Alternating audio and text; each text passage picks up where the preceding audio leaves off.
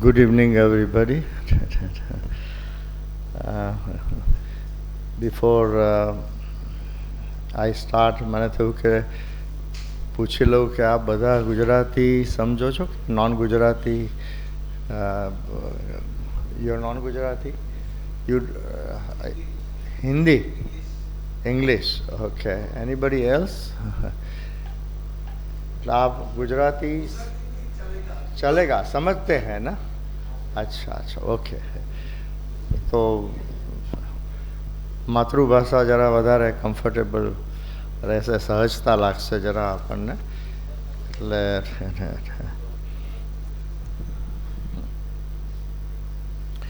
આજના આ panel discussion common અને ઇમ્પોર્ટન્ટ ન્યુરોલોજિકલ ડિસઓર્ડર ઉપર આપણે આજે આયોજન કર્યું છે. અને આ આયોજનના સૂત્રધાર એવા Padmashri doctor Sudhirbhai, who is a well-known neurologist of Gujarat, એ આપણી વચ્ચે હાજર છે. ને એમના નેતૃત્વ હેઠળ આજનો આ જે પેનલ ડિસ્કશન અને followed by question answer, of course, right. So આનો લાભ લઈશું. આમ તો ટાઇટલ આપ્યું છે common and important neurological disorder. એટલે આમ ઇમ્પોર્ટન્ટ છે, પણ કોમન મીન્સ એની સંખ્યા વધારે હોય છે, પ્રેવલન્ટ વધારે છે. અને એને લીધે આપણા કીધું છે ને કે પહેલું સુખ તે જાતે ને હેલ્થ ફર્સ્ટ, અને મન ચંગા તો કથરોટ મેં ગંગા, એવી કહેવત છે ને. આજના સેમિનારને થોડે ઘણે અંશે લાગુ પડે છે. અને આ વખતે યુનાઇટેડ નેશને પણ મેન્ટલ વેલબિંગ ઉપર વધારે ફોકસ કરવાનું કીધું છે. તો એ દિશામાં આજનો આ પ્રોગ્રામ જે છે એકદમ બિફિટિંગ છે. સ્ટ્રોકમાં અત્યારે આપણે ગુજરાતની અંદર જાન્યુઆરીથી ઓગસ્ટ સુધીમાં લગભગ 8,300 ઉપરાંત પેશન્ટ રજિસ્ટર થયેલા છે, ફોર્મલ. બીજા કેટલા હશે ખબર નથી. અને ગ્લોબલી પણ લો અને મિડલ ઇન્કમ ગ્રુપમાં લગભગ આ ફિગર છેલ્લા વર્ષોમાં બમણી થઈ ગઈ છે. એટલે એનું ઇમ્પોર્ટન્સ ઘણું છે. મને ખબર છે 1997-98માં સાહેબ મારા ફાધરને સ્ટ્રોક થયો હતો. એમને દાખલ કર્યા હતા ડૉક્ટર હાઉસમાં. અને ત્યારે એમની ટ્રીટમેન્ટથી જો પહેલી વાર સારા થઈ ગયા હોય તો એનો યશ હું ડૉક્ટર સુધીરભાઈને આપું છું. You treated my father actually. You may not be aware actually. અને મને ખબર છે કે અમેરિકાથી આપણા ગુજરાતી જ કોઈ ડૉક્ટર આવ્યા હતા, ન્યુરોફિઝિસ્ટ. મેં એમને કન્સલ્ટ કર્યા. મને કે he has lived his life, why are you worried? મારા મધરને આ હતું. પછી મેં ડૉક્ટર સાહેબને વાત કરી. મને કે અતુલભાઈ તમારા ફાધર છે, how can you late him go like this? We must tech all the chances. And even one person, and my conscience also did not agree with what the other gentleman from the US said actually. So I give full credit to him for his he survived from that stroke attack, first one. Yeah. So, Parkinson લગભગ ઇન્ડિયામાં અત્યારે 70 લાખ લોકોને Parkinson છે disease, right. અને જે વર્લ્ડની 10% population Parkinson ડિસીઝની ઇન્ડિયાની અંદર છે. એપિલેપ્સીમાં આપણી પાસે ઇન્ડિયામાં 10 મિલિયન એટલે 1 કરોડ લોકોને એપિલેપ્સીનો ડિસીઝ છે. So we are one of the largest population country afflicted with the epilepsy.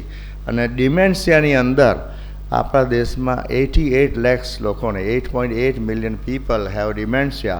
અને જો અમદાવાદમાં 2036માં ઓલિમ્પિક થશે તો ત્યાં સુધીમાં લગભગ આ આંકડો ડબલ થઈ જશે, 1,70,70,000,000 થઈ જશે. અને આપણા જે 60+ છે એની સંખ્યા લગભગ 7.5% of the 60 years and above are suffering from dementia actually. So looking to the dimensions of this issue and a problem, આજનો સેમિનાર છે. આપણે આ બધા પેનલિસ્ટને સાંભળીશું અને એનો લાભ લઈ અને એમાંથી જે કંઈ આપણને લાગુ પડતું હોય એમાં અનુસરીએ પ્રિવેન્ટિવ એન્ડ ક્યોરેટિવ મેઝરમાં. આજના ડૉક્ટરો કાફી અનુભવી છે. સુધીરભાઈ શાહની આમ તો ઓળખાણની જરૂર ના હોય. એઓ હેડ ઓફ ધ ડિપાર્ટમેન્ટ છે વર્ષોથી NHL મેડિકલ કોલેજની અંદર, સરદાર વલ્લભભાઈ પટેલની અંદર કોલેજમાં, અને director of neuroscience Sterling હોસ્પિટલની અંદર છે. Consultant neurologist government of Gujarat, અને એમને 2016માં એમની જે ભવ્ય કારકિર્દી છે, એમનું જે યોગદાન છે એને અનુલક્ષીને ગવર્મેન્ટ ઓફ ઇન્ડિયાએ પ્રેસિડેન્ટ એમને પદ્મશ્રીનો એવોર્ડ આપવામાં આવ્યો હતો. આપણા ગુજરાતના એક જ ન્યુરોલોજીસ્ટ છે જેને આ ડૉક્ટર પદ્મશ્રીનો એવોર્ડ મળ્યો છે. So we give big applause to him for this. એમનું પહેલેથી યોગદાન as a neurologist mental wellbeing માટે યોગ અને મેડિટેશનની અંદર ઘણું રહ્યું છે. એમને કેટલાક આર્ટિકલ અને પુસ્તકો પણ લખેલા છે. એટલે જૈનિઝમ અને ન્યુરોલોજીનો ઉપર એમને આર્ટિકલ લખેલા છે. એક is coauthor of a book meditation is a must, એટલે ધ્યાન ઉપર એમને એક પુસ્તક લખેલું છે જેની લગભગ 50,000 કોપી વેચાઈ હશે, અને એનું જે કંઈ પ્રોસીડ્સ હતું he had given it charity those things, right. So with this I request our chief guest speaker today handing to come on dais with applause. બીજા doctor Heli Shah, she is a distinguished neurologist અને પાર્કિન્સનની અંદર એમની નિપુણતા છે, અને movement disorders અને પાર્કિન્સનની જોડે. અને સી ઇઝ ચૈતન્ય એડવાન્સ ન્યુરોલોજીની અંદર એસવીપી હોસ્પિટલમાં, સ્ટર્લિંગ હોસ્પિટલમાં, જીવરાજ મહેતા હોસ્પિટલમાં as a consulting ન્યુરોફિઝિશિયન she is bin associated with this. She is a gold medallist in MD medicine અને DM ન્યુરોલોજીમાં 2019માં કર્યું. She is wired in the brain with these exemplary cells to explore the new avenues, new field for the patients, and she has got this DNA from Dr. Sudhirbhai Shah. Emna daughter છે, સુપુત્રી છે. Yeah. So big round of applause for her. Please join us. એમને glory of Gujarat award પણ 2015માં મળ્યો હતો. Visionary iconic award પણ એમને last યરમાં 2014 આ વર્ષે જ મળ્યો હતો. Please join us please. આપણા પેનલના બીજા ડૉક્ટર છે અપૂર્વભાઈ પટેલ. એ સ્કિલ ન્યુરોલોજીસ્ટ છે, છેલ્લા 12 વર્ષનો અનુભવ છે, અને અત્યારે સ્ટર્લિંગ હોસ્પિટલ અને જીવરાજ મહેતા હોસ્પિટલની અંદર એ કન્સલ્ટિંગ ન્યુરોફિઝિશિયન્સ છે. એમને stroke, thrombosis, Parkinson disease, epilepsy surgeries અને ન્યુરોક્રિટિકલ કેરની અંદર એમને એક ક્ષેત્રમાં કામ કરેલું છે. પાર્કિન્સન ડિસીઝ, એપિલેપ્સી સર્જરી, અને એમને MBBS અને બીજે મેડિકલમાંથી કર્યું, MD કર્યું, અને પછી DM ન્યુરોલોજી એમ્સ AIMS જોધપુરમાંથી કરેલું છે. We give very warm welcome to Apurva. Please join us with applause. Shaileshbhai Darji, please join us. Shaileshbhai Darji એ કન્સલ્ટન્ટ ન્યુરોલોજીસ્ટ કેર ન્યુરો ક્લિનિકની અંદર છે. એમને હેડેક, એપિલેપ્સી, મૂવમેન્ટ ડિસઓર્ડર અને પ્રિવેન્ટિવ ન્યુરોલોજીની અંદર આગળ રિસર્ચ કરેલી છે, અભ્યાસ કરેલો છે. and he is deeply invested into art, historical, social aspect of neurological disorders. Besides professional proficiency, he has cultivated other hobbies. Heliban, he is also a good artist, painter actually. Yeah. So we request him to join on the dais. On behalf of Ahmedabad Management Association and on behalf of all of us, I extend a very warm welcome.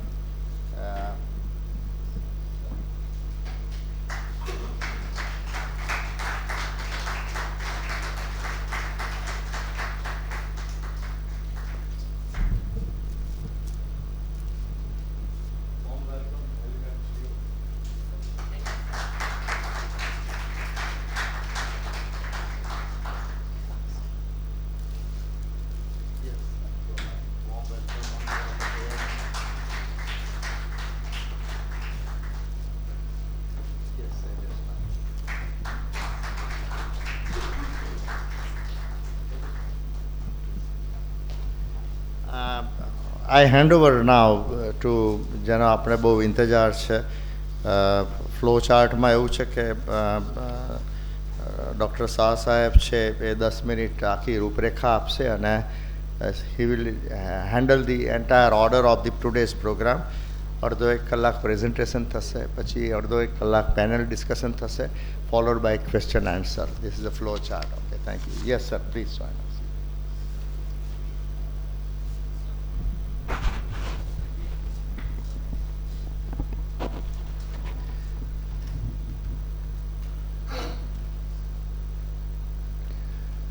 Thank you very much અને very good evening to all of you. તમને બધાને ખૂબ ખૂબ ધન્યવાદ.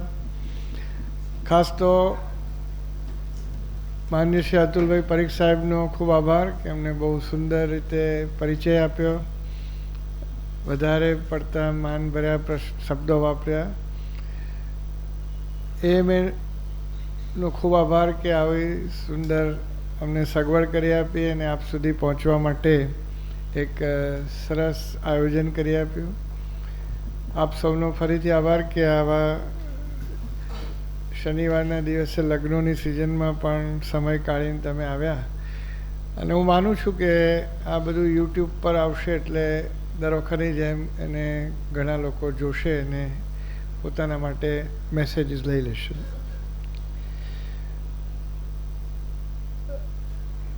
આ પ્રોગ્રામનો હેતુ આપ સૌ સુધી અમારે રેગ્યુલર ઇન્ફોર્મેશન ન્યુરોલોજિકલ સબ્જેક્ટ્સની પહોંચાડવાની છે. બ્રેઇન અને ન્યુરોલોજીના ડિસઓર્ડર્સ વિશે લોકોને બહુ માહિતી હોતી નથી. બ્લડ પ્રેશર, ડાયાબિટીસ, અસ્થમા,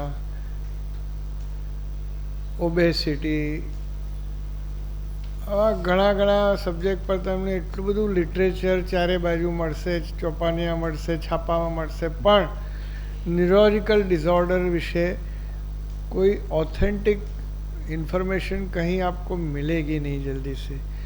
तो it is our endeavor to write books, talk on TV or discuss in such seminars because many of these disorders, बहुत से ऐसे रोग न्यूरोलॉजी के हैं जिसको हम या तो प्रिवेंट कर सकते हैं या तो अच्छी तरह से ट्रीट कर सकते हैं. और ये जानकारी न होने की वजह से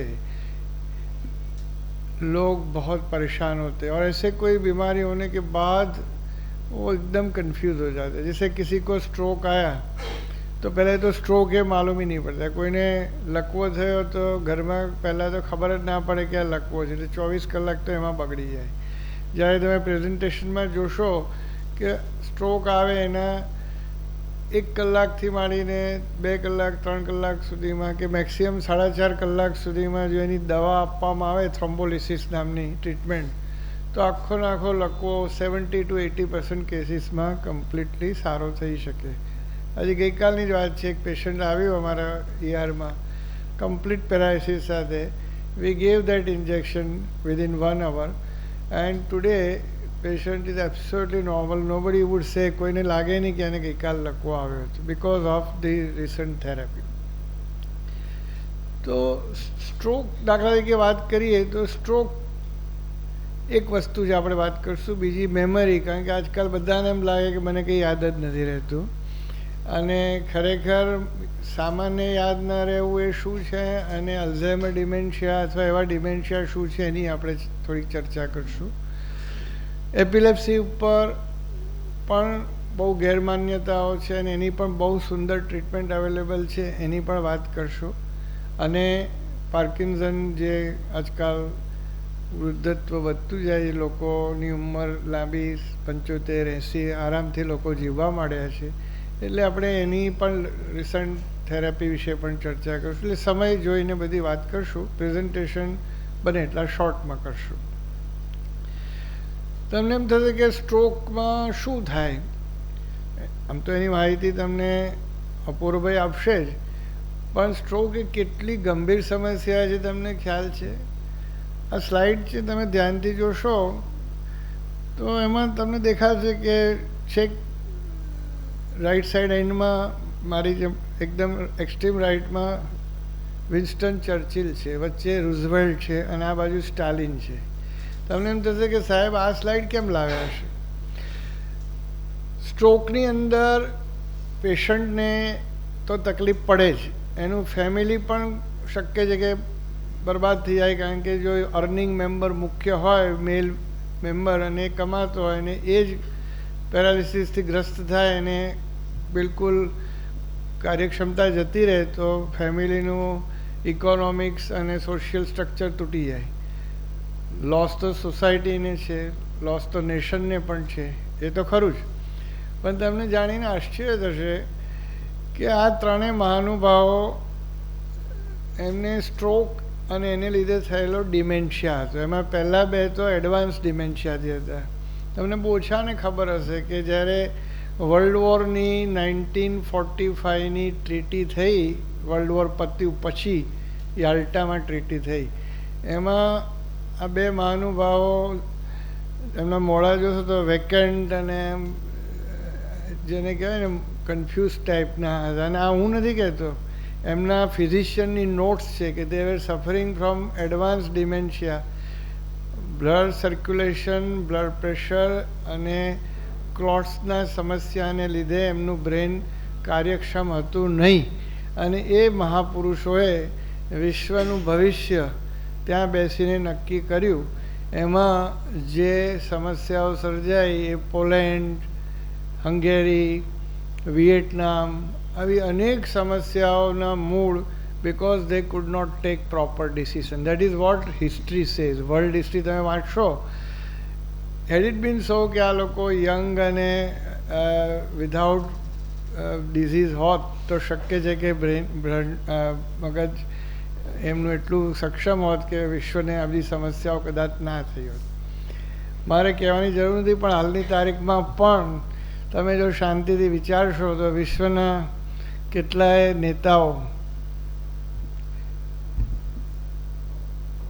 જે ડિસિઝન લઈ રહ્યા છે અત્યારે, કાં તો તેમને મેમરીના પ્રોબ્લેમ છે, નામ નથી દેતો, ક્યાં તો એમને બિહેવિયરના પ્રોબ્લેમ્સ છે, ઇરેટિક બિહેવિયર, સાયકોસિસ, અને એને લીધે જે સમસ્યાઓ વર્લ્ડમાં થઈ, જે દાખલા તરીકે ઝેલેન્સ્કીએ મિસાઇલ ફોડવાનું નક્કી કર્યું, એમાં જ કોણે સપોર્ટ કર્યો તમે જોશો. આ બધા ડિસિઝન મેકિંગ એટલે સ્ટ્રોક અને મેમરીના ડિસઓર્ડર એ આ બહુ મહત્ત્વના હોવાથી આજે આપણે એને લીધા છે. એવી રીતે પાર્કિન્સનની વાત કરીએ તો મારી એક્સ્ટ્રીમ રાઇટ સાઈડ પર છે મોહમ્મદ અલી, જેને કેસિયસ ક્લે તરીકે પછી ઓળખાયો, અને આ બાજુ માઇકલ ફોક્સ. બંને મહાનુભાવોને પાર્કિન્સન થયું હતું અને એની સામે એમણે એવી લડતને ઝુંબેશ ઉપાડી કે આખા વિશ્વને જાગૃત કર્યું કે આવા રોગ સામે લડવું જોઈએ અને કઈ રીતે ટ્રીટમેન્ટ કરવી. એ બધી વાતો એમણે જે કરી અને આ ફાઉન્ડેશનો બનાવ્યા, Michael Fox foundation, Cassius Clay foundation વગેરે, અને વિશ્વને ઉદાર હાથે સખાવત કરીને આના વિશે જાગૃતતા, એના વિશે હેલીબેન વાત કરશે, સમય મળશે તો આપણે એમને પૂછીશું કે અત્યારે લેટેસ્ટ સારવાર શું છે કે પાર્કિન્સનના દર્દીને સર્જરી કરીને પણ તમે દોડતો કરી શકો છો. એટલે આ એક બાજુ વિશ્વમાં અનેક બીમારીઓ છે, એ બાજુ બીજી બાજુ સાયન્સે એટલી બધી પ્રગતિ કરી છે. ઇલોન મસ્કની ચીપથી માંડીને તમે કાલે બજારમાં જશો આજથી 5-10 વર્ષ પછી તો એવું થશે કે તમને મેમરીની સમસ્યા છે, ક્રોમામાં જાઓ અને કે ભાઈ મને 5 GB મેમરી ચીપ આપો ને, એટલે તમને આપશે. પછી તમે અમારી પાસે આવશો, અમે તમારું બ્રેઇન ખોલીને અહીંયા આગળ ચીપ મૂકી દઈશું, એટલે તમે આઇન્સ્ટાઈન કરતાં વધારે પાવરફુલ માણસ તરીકે બહાર નીકળશો. આપણને અત્યારે હસવું આવે છે, પણ this is going to B the future, near future of humanity. Okay, તો મિત્રો આ ઉપરાંત એપિલેપ્સીની વાત કરીએ જે શૈલેષભાઈ ચર્ચા કરવાના છે. એમાં એપિલેપ્સીથી ઘણા લોકો ડરે છે અને કહે કે એકવાર થઈ એટલે બધા આખી જિંદગી દવા લેવી પડે, કાં તો આખી વારસાગત બીમારી છે, માનસિક બીમારી છે, ડુંગળી જૂતા સૂંઘાડવાના ખેંચ આવે, તો આવી બધી ગેરમાન્યતાઓ છે. એના વિશે પણ શૈલેષભાઈ પ્રકાશ પાડશે અને તમને જાણીને આનંદ થશે. જેમ આ 2 ફોટા હતા એમ ત્રીજો ફોટો સાહેબ બતાવશે કે વિશ્વના મહાન પુરુષો, આલ્ફ્રેડ નોબેલ જેના નામે નોબેલ પ્રાઇઝ છે એને, કે નેપોલિયનને, કે જુલિયસ સીઝરને, કે જોન ટી રોડ્સને, બધા એપિલેપ્સીથી સફર થતા હતા અને છતાંય એમને એમની જિંદગીમાં આટલી શ્રેષ્ઠ કારકિર્દી કરી. તો આ એપિલેપ્સીથી ડરવાનું નથી, એની સામે પણ લડવાનું છે. એમાં પણ એટલી બધી અદ્ભુત ક્રાંતિ ને એટલી બધી ટ્રીટમેન્ટ અવેલેબલ થવા માંડી છે, including surgery, stimulation, cell transplant and functional neurosurgery, કે જે આવા રોગોને મહદઅંશે નાથી શકે. તો મિત્રો, પછી આપના પ્રશ્નો પણ લઈશું. સમયને ધ્યાનમાં રાખીને શોર્ટ પ્રેઝન્ટેશનો 5-7 મિનિટના આપણે 3 સબ્જેક્ટ પર લઈએ, પછી પેનલ ડિસ્કશનમાં થોડા સવાલો સાંભળીએ અને ત્યાર પછી આપના પ્રશ્નો પણ લઈએ. Once again thank you for coming here. Once again thanks to AMA, Atulbhai and the office bearer team for this wonderful seminar. Thank you once again. પહેલાં હું હેલીબેનને આમંત્રિત કરીશ, એ એમના સબ્જેક્ટ ડિમેન્શિયા ઉપર આજે વાત કરશે.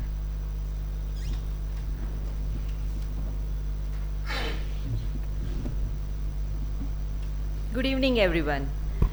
At the outset, I would like to thank Team AMA, Mr. Atul Parikh, Sterling Hospital and INTAS for their support, and also special thanks to all of you for coming, spending time and coming here. So dementia, હું dementia વિશે કહીશ. સો dementia એટલે એક પ્રકારનો neurodegenerative disorder છે, એટલે કે સ્મૃતિભ્રંશ. એ એવો રોગ છે ચેતાતંત્રનો કે જે વ્યક્તિની યાદશક્તિ એટલે કે સ્મરણ શક્તિ, વર્તણૂક એટલે કે બિહેવિયર, વાતચીત કરવાની આવડતને અસર કરે છે. એમાં દર્દીના વર્તન, વાણી, ભાષા, વ્યક્તિત્વ અને વ્યવહારમાં નોંધપાત્ર ફેરફાર જોવા મળે છે અને જેના કારણે વ્યવહારિક જીવનમાં પ્રશ્નો અનુભવે છે. સો એક અંદાજ પ્રમાણે વિશ્વમાં અત્યારે ઓલમોસ્ટ 4 કરોડ લોકોને ડિમેન્શિયા છે અને ભારતમાં ઓલમોસ્ટ 41 lakhs લોકોને ડિમેન્શિયા છે.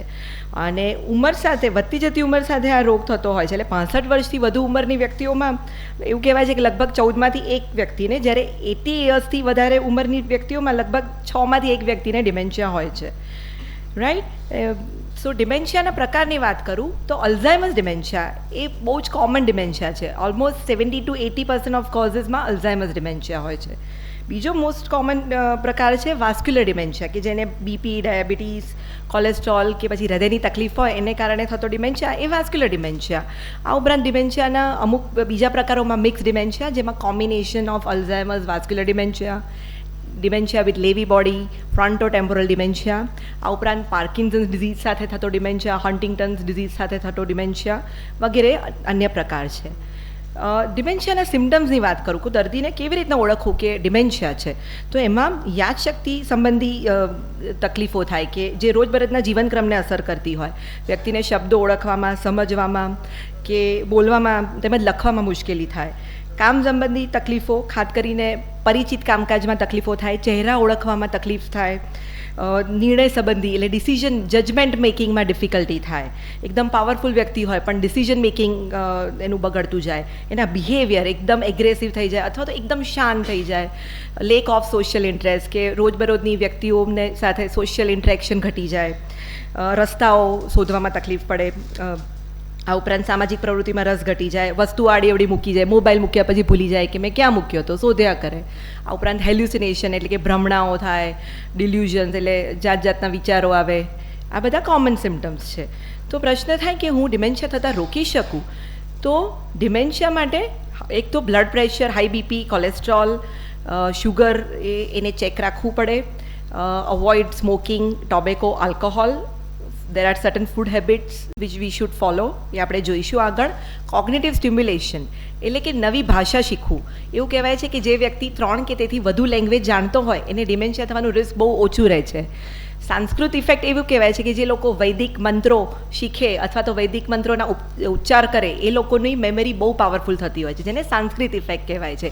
આ રિસર્ચ દ્વારા પુરવાર થયું છે. નવું વાંચવું, નવું કૌશલ્ય શીખવું, આ ઉપરાંત નવી ગેમ્સ રમવી, પઝલ, સુડોકુ, દાંત ઇવન બ્રશ કરવા માટે બીજા હેન્ડનો ઉપયોગ કરવો, આ બધા નવા અનુભવો સ્વીકારવા, એ બધા એક કોમન ટેકનિક્સ છે કે જેનાથી તમે ડિમેન્શિયા થતો રોકી શકો અથવા તો ડિલે કરી શકો. ખોરાકમાં શું ટાળવું, તો એમાં extreme transsaturated fatty acids, process food, fried food, એ બધું નોનવેજ ફૂડ, એ બધું બને ત્યાં સુધી ટાળવું જોઈએ. પણ મોસ્ટ ઇમ્પોર્ટન્ટલી શું ખાવું જોઈએ, તો આપણને બધાને એમાં ઇન્ટરેસ્ટ હોય.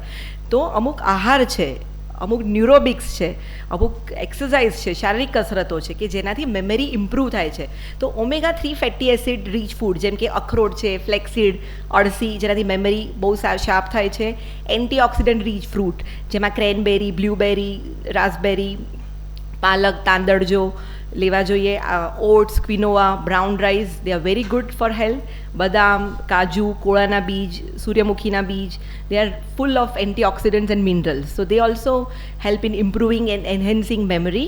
આયુર્વેદમાં કહેવાય છે કે બ્રાહ્મી, શંખપુષ્પી થી પણ મેમરી બહુ શાર્પ થતી હોય છે, તો એ પણ એક સુંદર વસ્તુ છે. ન્યુરોબિક્સ કે નવરા બેઠા હોય, રિટાયર થઈ ગયા હોય તો કોયડાઓ છે, ક્રોસવર્ડ છે, સુડોકુ છે, એનાથી વ્યસ્ત પણ રહેવાય અને એનાથી મેમરી એટલે નવા સાઇનેસિસ બ્રેનમાં ખુલે છે, ન્યુરોન્સ એક્ટિવેટ થાય છે અને એનાથી ડિમેન્શિયાનું રિસ્ક ઘટે છે. નવી ભાષા, હમણાં જ વાત થઈ કે લર્ન અ ન્યૂ લેંગ્વેજ, સંગીતના સાધન અથવા તો learn music, mindful meditation, multisensory learning કે જેમ કે આપણે we are using our eyes, તો એમાં અધર સેન્સીસ યુઝ કરવા જોઈએ. ટચ છે, સ્મેલ છે, એનાથી પણ વધારે સાઇનેપ્સિસ ખુલે છે અને મેમરી શાર્પ થાય છે. એરોબિક્સ, એટલીસ્ટ 5 days પર week at least 30 minutes aerobic exercise કરવી જોઈએ, જેમાં બ્રિસ્ક વોકિંગ છે, સાયકલિંગ છે, સ્વિમિંગ છે, કરવું જોઈએ. Weight lifting if possible, muscle strengthening exercises, yoga, pranayama, tai chi, these are very good exercises which really helps in improving memory. And sleep is very important. We should all give importance to good quality of sleep. Stress management, આજની life stressful બહુ છે, લોકોને એકબીજા માટે time નથી હોતો. એમાં socialisation, તમારા ફેમિલી મેમ્બર્સ સાથે ટાઈમ સ્પેન્ડ કરો. Mobile, WhatsApp, social media, FB પર 2 પોસ્ટ ઓછી મૂકશો તો વાંધો નથી, પણ આપણા લોકો સાથે આપણે ટાઈમ નહીં સ્પેન્ડ કરીએ તો આ પડતો જતી રહેશે. ફ્રેન્ડ સાથે તમે કનેક્ટ થાઓ, એટલે સામાજિક સંલગ્નતા એટલી ઇમ્પોર્ટન્ટ છે. અવોઇડ ઓલ ધ વાઇસીસ, વ્યસનો બધા ટાળવા જોઈએ. અને પુસ્તકો, read more and more books rather than being on social media.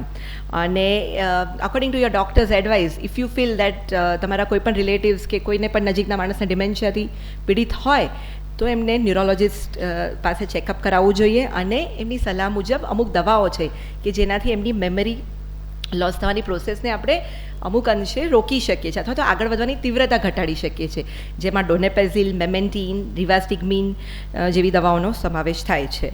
સો આ એક ઇન્ફોગ્રાફિક અમે અમારા પેશન્ટ્સને આપતા હોઈએ છીએ, જેમાં diet, regular exercise, good quality of sleep, mental stimulation, learning music, યોગ, મેડિટેશન, એક્ટિવ સોશિયલ લાઈફનું કેટલું ઇમ્પોર્ટન્સ છે. સો વિઝ્યુઅલ પિક્ચર્સની જે ઇમ્પેક્ટ પડે છે એ બોલેલી વસ્તુઓથી એટલું નથી પડતું. That is what we have observe. So that's why we have customised this kind of infographics for our patients.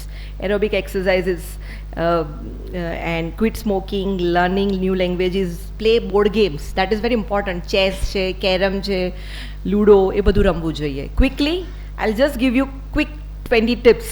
So joint clubs or organisation, સેવાથી બહુ સારું ફળ મળે છે. એટલે વોલન્ટિયર, તમે જો નવરા હો after retirement, volunteer in a group or in a social form. Develop a hobby or two. Gardening is one example. Cooking is something that you can practice. Writing with non-dominant, righty ho to left hand થી લખો. Take dance lessons. ડાન્સથી છે ને coordination પણ improve થાય છે અને memory પણ બહુ સરસ થાય છે, એટલે એ કરવું જોઈએ.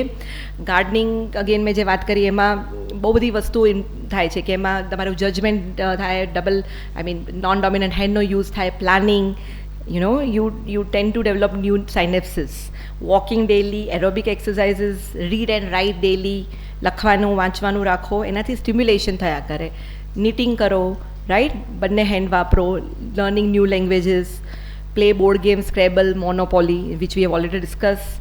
અને જીવનભર સ્ટુડન્ટ બનો, બી ઇટ ન્યુરોલોજી ઓર તમારું કોઈ પણ ફિલ્ડ હોય, પણ હંમેશા કંઈક નવું શીખવાની એક જેને કહેવાય ને એન્થુઝિયાઝમ હોવું જોઈએ. And listen to classical music. Learn a musical instrument, અને એનાથી પણ બહુ આનંદ આવતો હોય છે. ટ્રાવેલ આખા જેટલો ટાઈમ મળે, જેટલો સમય મળે એને આખા વર્લ્ડને ટ્રાવેલ કરવાની એક ઝંખના રાખવી જોઈએ. એનાથી તમે નવું કલ્ચર પણ શીખી લોકોને મળવો અને નવું જાણવા પણ મળે, અને ઇટ્સ ફેન્ટાસ્ટિક થિંગ. પ્રેયર અને ગ્રેટિટ્યૂડથી પણ મન શાંત થાય છે અને મેમરી ઇમ્પ્રૂવ થાય છે અને પોઝિટિવ એટીટ્યૂડ ડેવલપ થાય છે. લર્ન ટુ મેડિટેશનથી ડે ટુ ડે સ્ટ્રેસીસ તો એક અલગ જ વસ્તુ છે, પણ એનાથી પણ મેમરી બનાવતા જે કોષો છે બ્રેનમાં એમાં વૃદ્ધિ થાય છે. અને enough sleep is very important, right? અને ફૂડની તો આપણે ડિસ્કસ કર્યું જ, ફ્લેક્સીડ ને વોલનટ ને મોર ફ્રૂટ્સ એન્ડ વેજીસ બહુ જ ઇમ્પોર્ટન્ટ વસ્તુ છે. અને ફેમિલી ફ્રેન્ડ સાથે ટાઈમ સ્પેન્ડ કરો. એટલીસ્ટ એક મિલ એવું રાખો કે જેમાં ફેમિલી ફ્રેન્ડ્સ સાથે તમે ટાઈમ ગાળો, rather than being alone.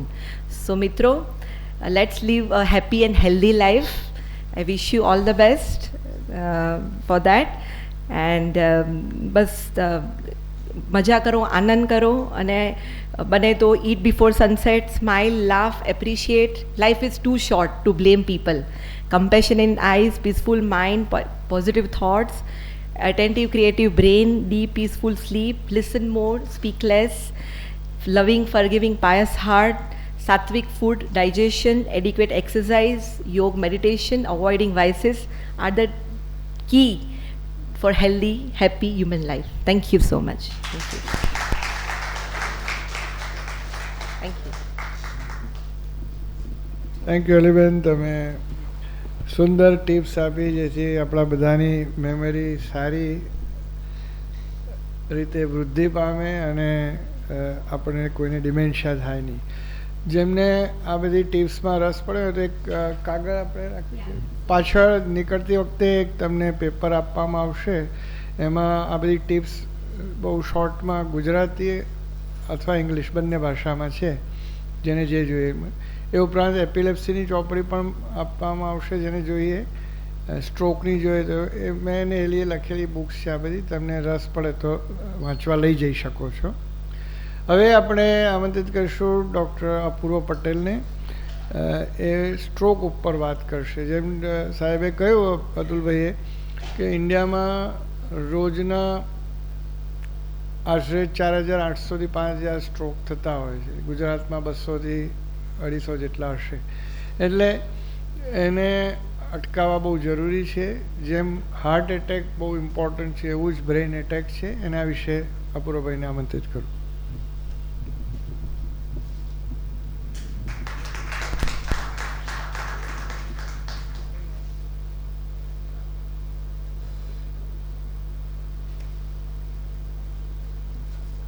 Thank you.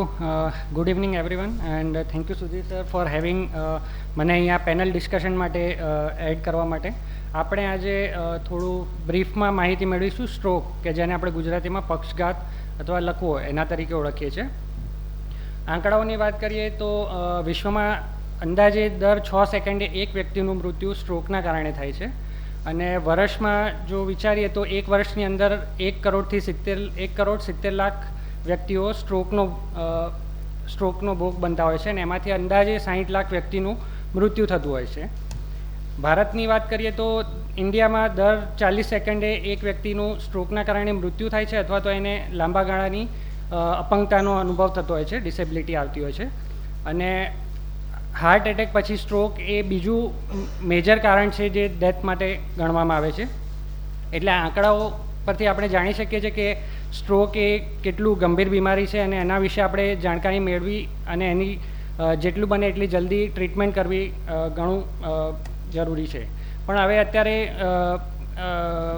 Medical સાયન્સમાં એટલી બધી પ્રગતિ થઈ રહી છે કે એમાં સ્ટ્રોકની પણ ઘણું એડવાન્સમેન્ટ થયું છે કે ટ્રીટમેન્ટમાં. અને જો આપણે જેટલું બને એટલું જલ્દી અંદાજે કલાક કે 1-2 કલાકની અંદરમાં પણ હોસ્પિટલ પહોંચીને એની ટ્રીટમેન્ટ લઈએ તો એના કારણે જે સ્ટ્રોકના કારણે લાંબા ગાળે જે આપણને ડિસેબિલિટી આવતી હોય અથવા તો એના કારણે જે મૃત્યુ થતા હોય છે એને આપણે ઘણા મહદઅંશે આપણે ઓછા કરી શકીએ છીએ. એટલે જ આપણે આના માટેની જાણકારી મેળવવી જરૂરી છે. સ્ટ્રોક એટલે પક્ષઘાત એટલે શું?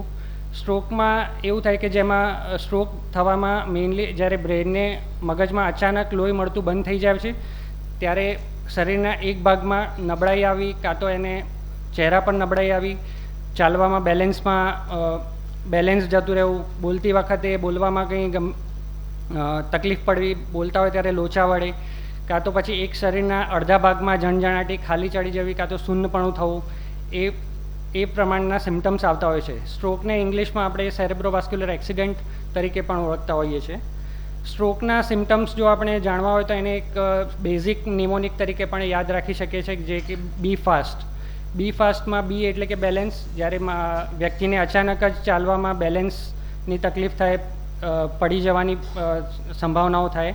ઈ એટલે કે આઈ જોવામાં અચાનક જ એક આંખમાં કે બંને આંખમાં વિઝન ઓછું થઈ જાય કે ધૂંધળું થઈ જાય, કાં તો અડધા ભાગમાં વિઝનનું ફિલ્ડ હોય એમાં અડધો ભાગ ક્લિયર દેખાય, અડધો ના દેખાય.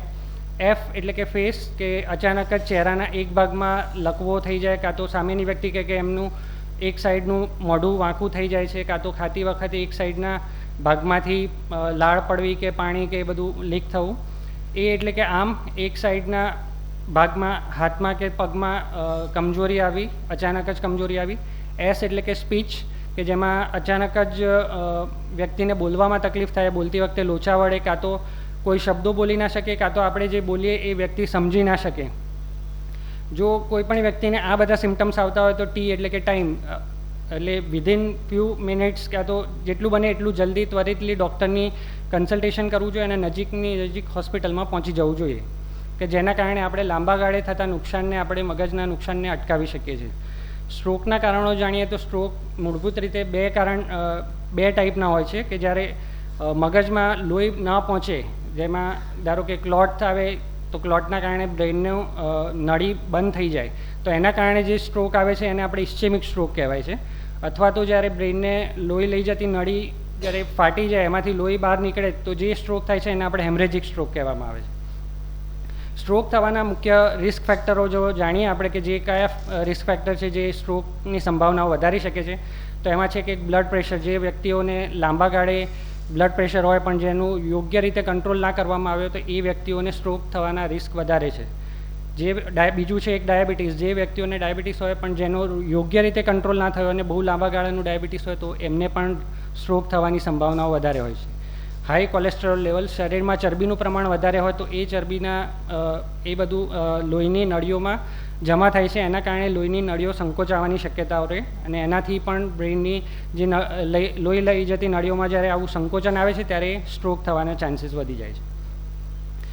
વ્યસનો જેમ કે ધૂમ્રપાન કે તમાકુનું કોઈ પણ ફોર્મમાં સેવન, તમાકુ ચાવવાનું, ટોબેકો ચ્યુઇંગ અથવા સ્મોકિંગ, એ પણ એક સ્ટ્રોકનું રિસ્ક ફેક્ટર વધારે છે, કારણ કે તમાકુના કારણે પણ નળીઓ સંકોચાય છે. મેદસ્વીતા, જાડાપણું, જેમનું BMI મોર દેન 30 હોય તો એમાં પણ શરીરની નળીઓમાં સંકોચનપણું વધવાની શક્યતા હોય છે. હૃદયના રોગો જેમ કે હૃદયના વાલ્વના રોગો હોય એમાં, અને હૃદયના ધબકારાની અનિયમિતતા હોય અને હૃદયના સ્નાયુઓ જેમના નબળા પડેલા હોય એ વ્યક્તિઓને હૃદયમાંથી ક્લોટ બનવાની શક્યતાઓ વધારે હોય છે ને તેથી ક્લોટ નીકળીને બ્રેઇનમાં જે લોહી લઈ જતી નળીમાં જો એક ફસાઈ જાય ત્યારે એ વખતે ઇસ્ચેમિક સ્ટ્રોક થતા હોય છે, જેને કાર્ડિયો એમ્બોલિક સ્ટ્રોક તરીકે ઓળખવામાં આવે છે. અને બીજું છે એક જે આપણે જે હમણાં વાત કરી ચરબીયુક્ત કોલેસ્ટ્રોલ જેમનું વધારે હોય શરીરમાં, એમને એથેરોસ્ક્લેરોસિસ થાય, જેમાં નળીઓમાં કોલેસ્ટ્રોલ જમા થવાથી સંકોચાઈ જાય છે નળીઓ.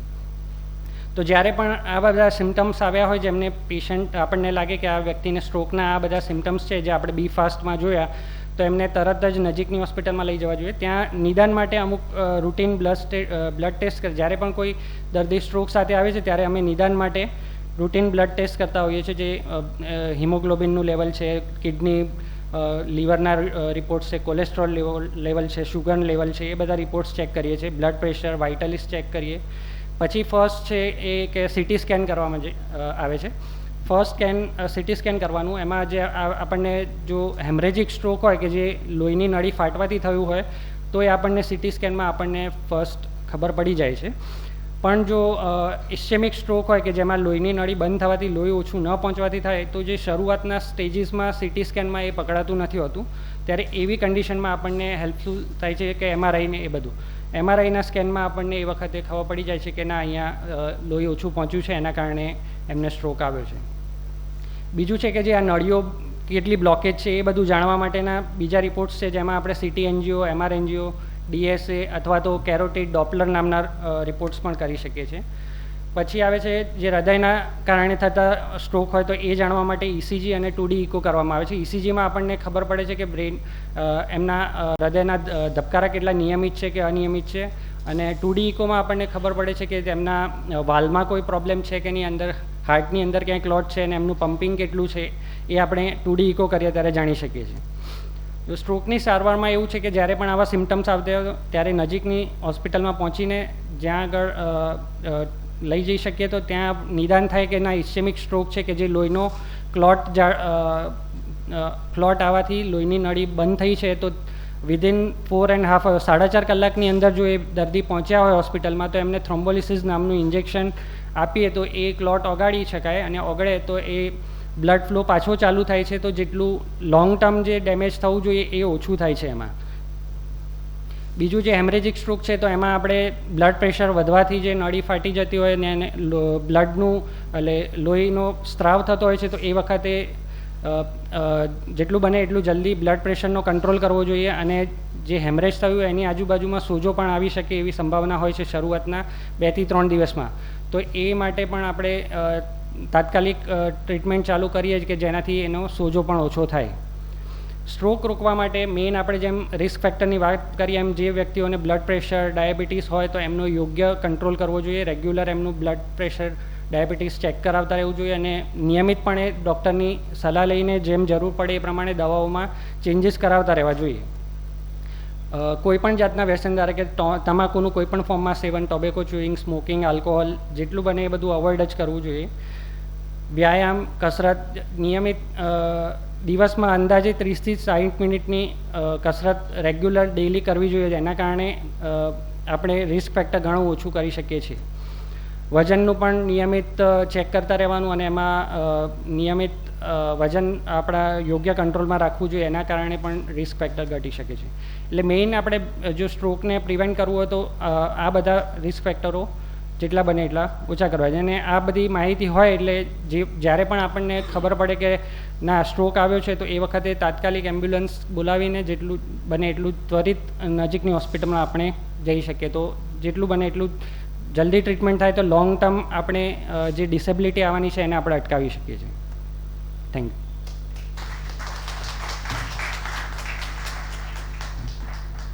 થેન્ક યુ અપૂર્વભાઈ, તમે પણ સુંદર માહિતી આપી. તમને આશ્ચર્ય થશે કે બ્રેનની પોતાની કેપેસિટી છે 100 બિલિયન ન્યુરોન્સ, 100 બિલિયન ન્યુરોન્સ બ્રેનમાં છે, અને એ એકબીજા જોડે જે કનેક્શન કરે છે 100 ટ્રિલિયન, એટલે 1 ઉપર 13 મીંડા જેટલા એના કનેક્શન્સ હોય છે. અને 1 સેકન્ડના 16મા ભાગમાં એક વિચાર ઉદ્ભવ્યો તો આખા શરીરમાં એનો પ્રચાર અને પ્રસાર થઈ જાય, એટલી બ્રેનની કાર્યવાહી, કોઈ પણ સુપર કોમ્પ્યુટર કરતાં વિશેષ એની કાર્યવાહી છે. પણ જ્યારે સ્ટ્રોક આવે ત્યારે એટ એવરી સેકન્ડ, જ્યારે બ્લડ સપ્લાય બંધ થયેલો છે ત્યારે એવરી સેકન્ડ 32,000 કોષો નાશ પામે. કેટલા? 32,000. એટલે 1 મિનિટમાં કેટલા થયા? ખ્યાલ આવ્યો? 1.9 મિલિયન. અને 1 કલાક સુધી જો સ્ટ્રોકની ટ્રીટમેન્ટ ન મળે તો 1.2 બિલિયન સેલ્સ નાશ પામે. એને બદલે જો તાત્કાલિક નજીકની હોસ્પિટલમાં દાખલ થઈ આવી થ્રોમ્બોલિસિસ જેવી સારવાર મળી જાય દર્દીને તો મગજને કેટલો બધો ડેમેજ અટકી શકે. એટલા માટે તમને બધાને આગ્રહ છે, વિનંતી છે, અનુગ્રહ છે કે આ જાતના સિમ્ટમ બી ફાસ્ટને આઈડેન્ટિફાય કરો. દર્દીને કહેવાનું ભાઈ 2 હાથ કર સરખા, જો 1 હાથ આમ નીચે જવા માંડે અથવા આમ ઓસિલેટ થાય, મોઢું એનું વાંકું દેખાય, અને કહેવાનું ભાઈ 2 વાક્યો બોલ, જેમ કે અમદાવાદ મ્યુનિસિપલ કોર્પોરેશન, બરાબર, India is a very great country, something like. એ બોલવામાં એને તકલીફ પડે, અથવા આપણે બોલેલું સમજવામાં એને તકલીફ પડે. અને ચાલવાનું કહેવાનું, જો ચાલતા બેલેન્સ જાય અથવા ચાલી જ ન શકે તો સમજવાનું કે આ સ્ટ્રોક હોઈ શકે. તો એક ક્ષણ બગાડ્યા વગર remember this sentence, every second 32,000 cells die. Alright, તો હવે આપણે નેક્સ્ટ ડૉક્ટર શૈલેષભાઈને ઇન્વાઇટ કરીએ. એપિલેપ્સી ઉપર એ આપણને સરસ માહિતી આપશે. ડૉક્ટર શૈલેષ મારા સૌથી શરૂઆતના હોનહાર સ્ટુડન્ટમાંનો એક છે. એમને પોતે પણ ખૂબ સુંદર નામ કર્યું છે. VS હોસ્પિટલના જ એને પણ તાલીઓથી વધાવી દઈએ. Thank you sir for nice introduction. Let us start. આપણે એપિલેપ્સી વિશે થોડું સમજીએ. સો એપિલેપ્સી એ અંગ્રેજી વર્ડ છે. એના ગુજરાતીમાં એને ખેંચ કહેવાય છે અને વારંવાર આવતી ખેંચની બીમારીને વાઈ કહેવાય છે. તો આપણે થોડું એપિલેપ્સી વિશે બ્રીફમાં જાણીશું. તો આપણું મગજ છે એ શરીરના નિયંત્રણનું મેઇન કેન્દ્ર છે. બહુ પહેલાં વર્ષો પહેલાં જ્યારે ખ્યાલ નહોતો ત્યારે એવું કહેવાતું હતું કે મગજ પાણીથી ભરેલું છે અને પાણીનું મિશ્રણ છે. પણ ધીમે ધીમે સંશોધનથી એવું લાગ્યું કે મગજ છે એ શરીરનું મેઇન કેન્દ્ર સ્થાન છે. પહેલાં હૃદયને કેન્દ્ર સ્થાન ગણવામાં આવતું, પણ હવે ખબર પડી છે કે મગજ જ મેઇન નિયંત્રણનું કેન્દ્ર સ્થાન છે. તો મગજની અંદર જ્ઞાનતંતુઓનો વિદ્યુત પ્રવાહ રહેતો હોય છે જેનાથી શરીરના વિવિધ અંગોનું સંચાલન થતું હોય છે. આ સંદેશાઓ ચેતાઓ મારફતે સ્નાયુઓ સુધી પહોંચે છે અને તેથી સ્નાયુઓનું હલનચલન થાય છે અને આપણી ઈચ્છા મુજબ શરીર કામ કરે છે. તો મગજ એવી રીતે એક્ટિવ રહેતું હોય છે. તો એપિલેપ્સી શું છે? તો જે આ મગજની જે એક્ટિવિટી છે, જે વિદ્યુત પ્રવાહનું આપલેની એક્ટિવિટી છે, એમાં કોઈ ખલેલ પડે અથવા તો વિદ્યુત પ્રવાહ ટેમ્પરરી વધી જાય તો જે બીમારી થાય છે તેને એપિલેપ્સી અથવા ખેંચ વાઈ તાણ કહે છે. તો એપિલેપ્સી એ વારંવાર આવતી વાઈ ખેંચ અથવા ફિટ છે. એક જ વખત આવેલી ખેંચને એપિલેપ્સી કહી ના શકાય, પણ વારંવાર આવતી ખેંચને એપિલેપ્સી કહેવાય છે. મગજનો એક પ્રકારનો રોગ છે જેમાં મગજમાં થોડી જ વાર માટે વીજળીક તરંગો વધુ ઉત્પન્ન થવાથી શરીરમાં ઝટકા આવે છે. એપિલેપ્સીના દર્દીઓ યોગ્ય સારવાર લે તો સ્વસ્થ જીવન જીવી શકે છે. ખેંચના અમુક પ્રકારમાં 50% જેટલા દર્દીઓને દવાઓ લેવાથી 2 થી 3 વર્ષ પછી ખેંચ કાયમી બંધ થઈ શકે છે. પણ એ બધું ડિપેન્ડ્સ કરે છે કે કયા પ્રકારની એને ખેંચ છે. જેમ સાહેબે કીધું તેમ આ એક બહુ વર્ષો જૂનો રોગ છે અને પહેલાંના જમાનામાં પણ જુલિયસ સીઝર છે, નેપોલિયન બોનાપાર્ટ છે, વિન્સેન્ટ વાન ગોગ છે, આલ્ફ્રેડ નોબેલ છે, જોન ટી રોડ્સ, આ વગેરે જાણીતા લોકો છે કે જે આ બીમારીથી પીડાઈ રહ્યા હતા અને એ જમાનામાં જે સારવાર હતી એ સારવાર એમને થઈ હતી, પણ એમને આ બધું વિશ્લેષણ એમના પોતાના પુસ્તકોમાં અને અનુભવોમાં લખેલું છે. તો આ બહુ જૂનો રોગ છે અને વર્ષોથી આની જાણકારી છે. ઇવન એવું પણ કહેવાય છે કે પહેલાંના જમાનામાં જે ખ્રિશ્ચન લોકો છે જેમને ભગવાનનો આભાસ થતો કે પછી એ લોકોને એવું દેખાતું હતું કે ભગવાન મને મળ્યા, તો ઘણું બધું આ ટેમ્પોરલ લોબ એપિલેપ્સીમાં પણ જોવા મળે છે. એ સિવાય અમુક બીમારી છે મગજની, જેમ કે ઓટોઇમ્યુન એન્સેફેલાઇટિસ, કે જેની અંદર વ્યક્તિને સીઝરના એપિસોડ્સ આવતા હોય છે. તો એ વખતે પણ દર્દીને એવા અલગ અલગ અનુભવો થતા હોય છે.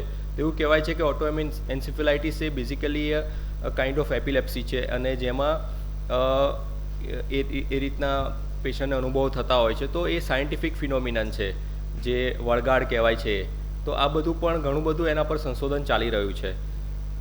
તો એપિલેપ્સી એ મગજનો સર્વસામાન્ય રોગ છે. જેમ અતુલ સરે કીધું તેમ આપણા દેશમાં 1 કરોડ લોકો આ બીમારીથી પીડાઈ રહ્યા છે. આશરે 100માંથી 1 વ્યક્તિને આ પ્રકારની બીમારી હોઈ શકે છે. એક તારણ મુજબ દર 100માંથી 4 વ્યક્તિને જિંદગીમાં એકવાર તો ખેંચ આવતી જ હોય છે. જેનું કારણ ગમે તે હોઈ શકે. એકવાર ખેંચ આવે તો એ કોઈ બીમારી નથી, પણ વારંવાર ખેંચના હુમલા આવવા એને એપિલેપ્સી કહેવાય છે. એપિલેપ્સીના 70 થી 75% કિસ્સામાં આ બીમારી નાનપણથી થતી હોવાનું કહેવામાં આવે છે. તો તેના મુખ્યત્વે 4 પ્રકાર છે. એક ઇડિયોપેથિક અથવા પ્રાઇમરી એપિલેપ્સી, કે જેનું કોઈ ખાસ ચોક્કસ કારણ નથી હોતું. એ જીનેટિક પણ હોઈ શકે છે, જે 60 થી 70% લોકોમાં જોવા મળે છે. એ સિવાયના જે કારણો છે તેમાં સિમ્પ્ટોમેટિક એપિલેપ્સી, પ્રોવોક્ડ એપિલેપ્સી અથવા ક્રિપ્ટોજેનિક એપિલેપ્સી. તો જે સેકન્ડરી કારણો છે કે જેને કારણે સિમ્પ્ટોમેટિક એપિલેપ્સી થતી હોય છે અથવા જે અલગ અલગ કારણો છે, તેમાં બાળકના જન્મ વખતની ઈજા અથવા ઓક્સિજનની ઉણપ, જેને ચાઇલ્ડહુડ એપિલેપ્સી થઈ શકે છે. માર્ગ અકસ્માત કે અન્ય પ્રકારની માથાની ઈજા, જેને પોસ્ટ ટ્રોમેટિક એપિલેપ્સી થઈ શકે છે. મગજમાં કોઈ ગાંઠ હોય જેને કારણે ખેંચના એપિસોડ્સ આવી શકે છે. બ્રેઇન ટ્યુમર, ઘણીવાર પેશન્ટ પહેલી જ વાર ખેંચ આવે છે અને જ્યારે MRI CT સ્કેન કરવામાં આવે છે ત્યારે ખબર પડે છે કે એને કોઈ બ્રેઇન ટ્યુમર છે. તો બ્રેઇન ટ્યુમરને કારણે ખેંચ આવી એ બહુ સર્વસામાન્ય વસ્તુ છે. મગજમાં લોહીનું ઓછું પરિભ્રમણ, દેટ મીન્સ સ્ટ્રોક થવો, પેરાલિસિસ થવો, એમાં પણ ખેંચ આવી શકે છે. મગજનો તાવ, મગજનો કોઈ ચેપી રોગ જેમ કે ટ્યુબરક્યુલોસિસ, કોઈ વારસાગત કારણોથી થઈ શકે. ઘણીવાર સુગર ઘટી જવાથી પણ ખેંચ આવી શકે છે. આ સિવાયના પણ અમુક કારણો હોય છે કે જેમાં એપિલેપ્સી જોવા મળે છે, જેને અનક્લાસિફાઈડ કહે છે. તો ઘણીવાર પેશન્ટ જાણીતું હોય કે ભાઈ આને વારંવાર ખેંચના હુમલા આવે છે, તો એવા પેશન્ટને બીજી કઈ વસ્તુઓ થતી હોય છે કે જેને કારણે આ ટ્રિગર થતું હોય છે, જેને ઉત્તેજક પરિબળો અથવા પોટેન્શિયલ ટ્રિગર કહે છે. જેમ કે માનસિક તણાવમાં રહેવું, શારીરિક થાકનું વધુ પ્રમાણ, અનિયમિત રીતે જમવાનું અથવા ઊંઘવાનું, લાગણીભરી પરિસ્થિતિ, ઓવર ઇમોશનલ, તાવ, ખાસ કરીને બાળકોમાં જેને ફેબ્રાઇલ સીઝર કહે છે, માસિક દરમિયાન, પીરિયડ્સ દરમિયાન, પ્રેગ્નન્સી વખતે, સગર્ભાવસ્થે, નશાકીય પદાર્થોનું વધુ પડતું સેવન કે નશો એકદમ બંધ કરી દેવો, દવા ભૂલી જવી અથવા અનિયમિત લેવી. તો જે નોન એપિલેપ્સીવાળા પેશન્ટો છે એમણે સ્વસ્થ અને વ્યવસ્થિત જીવન જીવવું જોઈએ અને ખોટું ટેન્શન ના કરવું જોઈએ, નિયમિત ઊંઘ લેવી જોઈએ, નિયમિત જમવાનું રાખવું જોઈએ અને આ બધી નશાકીય પદાર્થોથી દૂર રહેવું જોઈએ અને દવા જે ડૉક્ટરે સમજાવી છે એ પ્રમાણે નિયમિત લેવી જોઈએ. જ્યારે પણ આ ખેંચનો એપિસોડ આવે છે, જ્યારે તમે જોશો તો એકદમ લોકો ભેગા થઈ જતા હોય છે અને મોઢામાં કંઈક નાખતા હોય છે, જેમ કે ડુંગળી સૂંઘાડતા હોય છે અથવા તો કંઈક ચંપલ સુગાડતા હોય છે કે આનાથી આ મટી જશે, પણ એ બધી મિથ છે, ગેરમાન્યતાઓ છે. આવું કશું કરવું ના જોઈએ. જ્યારે પણ કોઈ વ્યક્તિને ખેંચ આવતી હોય, તમે રસ્તામાં હોય, ક્યાંક જોતા હોય, બસમાં ટ્રાવેલ કરતા હોય, કોઈ વ્યક્તિને ખેંચનો એપિસોડ આવે, એકદમથી પડી જાય, બેભાન થઈ જાય, ઝાટકા મારે, તો કશું કર્યા વગર શાંતિથી એને એક પડખા પર સુવડાવી દેવો જોઈએ. એના ચશ્મા કે કંઈ પહેર્યું હોય તો શાંતિથી કાઢી લેવું જોઈએ અને ટાઈટ કપડાં ઢીલા કરવા જોઈએ. એ સિવાય આજુબાજુમાં કોઈ તીણા કે ગરમ પદાર્થ હોય તો એનાથી એને દૂર કરવો જોઈએ. ઘણીવાર એવું થતું હોય છે કે રસોડામાં રસોઈ બનાવતા હોય બેન અને એકદમ આવો ઝટકો આવે અને પડી જાય, તો આ બર્ન્સ પણ થઈ શકે, દાજી પણ શકે. દર્દીની આજુબાજુ લોકો એકઠા થવા દેશો નહીં, હવાની મુક્ત અવરજવર રાખવી જોઈએ અને જે ઝાટકા મારતા હોય ત્યારે એના શરીરને પકડવું ના જોઈએ. એનાથી ઘણીવાર ફ્રેક્ચર અથવા તો શોલ્ડર ડિસલોકેશન પણ થઈ શકે છે. એ સિવાય એના મોઢામાંથી લાળ કે થૂક નીકળતું હોય તો એક બાજુ પડખે ફેરવી અને એ નીકળવા દેવું જોઈએ. મોઢામાં કશું નાખવું ના જોઈએ અને દાંત ફિટ થતા હોય તો પણ એમાં કશું નાખવું ના જોઈએ. એનાથી દાંતમાં ઇન્જરી થઈ શકે છે. અને સંપૂર્ણ શુદ્ધિમાં ના આવે ત્યાં સુધી કોઈ પણ વસ્તુ ખાવા કે પીવા માટે આપશો નહીં. અને વધારે તકલીફ જેવું લાગે તો 108 કે ઇમરજન્સી સિચ્યુએશનમાં પેશન્ટને હોસ્પિટલમાં લઈ જવું જોઈએ. તો જ્યારે પેશન્ટને કોઈ ઈજા થઈ હોય, દર્દીને વારંવાર આંચકી આવી રહી હોય, બેભાન થઈ જાય, શ્વાસ લેવામાં તકલીફ પડે અથવા પહેલીવાર ખેંચ આવી હોય તો એને હોસ્પિટલાઇઝ કરવા જોઈએ. જો કોઈ વ્યક્તિને આ પહેલાં કોઈ પણ ખેંચ ના આવી હોય અને જો તે વ્યક્તિ સાથે તેના સંબંધી કે આંચકીને નજરે જોનાર વ્યક્તિ એની સાથે જવું જોઈએ કે જેથી ખબર પડે કે કઈ રીતે ખેંચનો હુમલો શરૂ થયો હતો અને એના પરથી નિદાનમાં આપણને મદદ થઈ શકે. એ સિવાય અમુક સ્ટેટસ એપિલેપ્ટિકસ થતું હોય છે કે જેમાં દર્દીને સતત 5 થી 10 મિનિટથી વધારે સમય સુધી આવા ઝટકા આવતા હોય છે. મોટાભાગે નોર્મલ જે ખેંચનો એપિસોડ હોય છે 1 મિનિટ જ ચાલતો હોય છે, પણ જ્યારે કન્ટિન્યુઅસ આ એપિસોડ ચાલુ રહે છે તો એને સ્ટેટસ એપિલેપ્ટિકસ કહે છે. આ એક જીવલેણ અને તબીબી કટોકટી બીમારી છે જેને આઈસીયુમાં દાખલ કરવો પડે છે અને ઘણીવાર 4 થી 5 ખેંચના દવાના ઇન્જેક્શન આપવા પડે છે જ્યારે એ કંટ્રોલમાં આવે છે અને એની પાછળના કારણો બી જાણવા પડે છે. ઘણીવાર આ બીમારી 24 થી 48 કલાક સુધી રહી શકે છે, તો વધારે ક્રિટિકલ થાય તો વેન્ટિલેટર પણ આપવું પડતું હોય છે. તો ખેંચના જે અલગ અલગ પ્રકારો છે એમાં મુખ્યત્વે પ્રકાર બે મેઇન છે, ફોકલ સીઝર અને જનરલાઇઝ સીઝર, કે જેની અંદર શરીરના કોઈ એક અંગમાં ખેંચ આવતી હોય છે અથવા તો આખું શરીર ઝાટકા મારતું હોય છે. તો આ બે મુખ્યત્વે બે પ્રકાર છે. એ સિવાય myoclonic epilepsy, automotor epilepsy, tonic clonic atonic epilepsy, absence epilepsy અથવા એબ્સન્સ સીઝર અને અનક્લાસિફાઈડ. આ તમે જોઈ શકો છો એક પેશન્ટ છે, આને સીમિત અથવા ફોકલ એપિલેપ્સી કહે છે કે જેમાં શરીરનું એક અંગ ઝટકા મારે છે.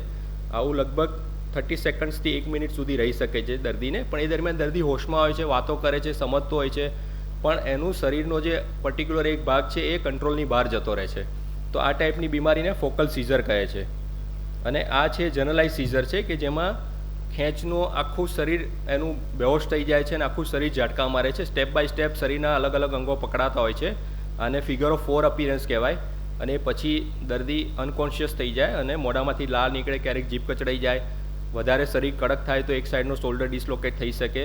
હવે આવા દર્દીને તમે પકડવા જાઓ તો ઉપરથી એને વધારે ઈજા થાય, એટલે એને શાંતિથી સુવડાઈ રાખી અને એને જે સમજાવ્યું એ રીતે કરવું જોઈએ. આ એક જનરલાઇઝ એપિલેપ્સીનો પ્રકાર છે કે જેમાં દર્દીને પણ તમને આટલું બધું ક્રિટિકલ લાગે પેશન્ટ, પણ પછી વિધિન ફ્યુ મિનિટ્સ પેશન્ટ પાછું હતું એવું હરતું ફરતું નોર્મલ થઈ જાય.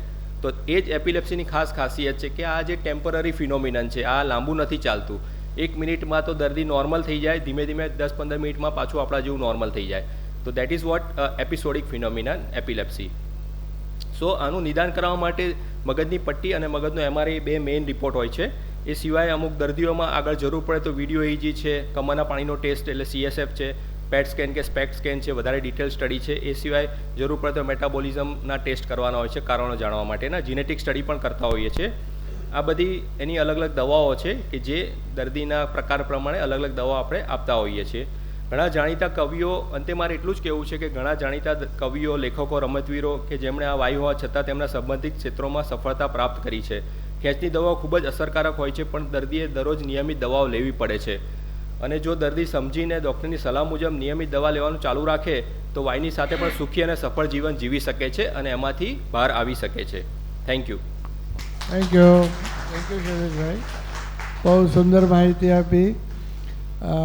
આ ક્ષણે મારે ખાસ સ્ટર્લિંગ હોસ્પિટલ મેનેજમેન્ટનો આભાર માનવો જોઈએ કે એમણે લોજિસ્ટિકમાં હેલ્પ કરીને, ખાસ તો ઇન્ટાસ લેબોરેટરી તરફથી દીપેશભાઈ તથા બીજા મિત્રો આવ્યા છે, એમનો પણ ખૂબ આભાર માનું છું. હવે ઓલરેડી 7:30 થઈ ગયા એટલે સમય પ્રશ્નોત્તરી વગેરેનો ઓછો છે, છતાં પણ મને એમ લાગે છે કે 2-3 મહત્ત્વની વસ્તુ લઈ લેવી જોઈએ. એટલે એલીબેનને પૂછીશ કે પાર્કિન્સનના ચિહ્નો શોર્ટમાં જણાવી અને એની સારવારમાં ખાસ કરીને અદ્યતન સારવાર શું છે એના વિશે શોર્ટમાં આપણને કહે. Thank you. Hello. Yeah. Thank you. Thank you for the question. Hello.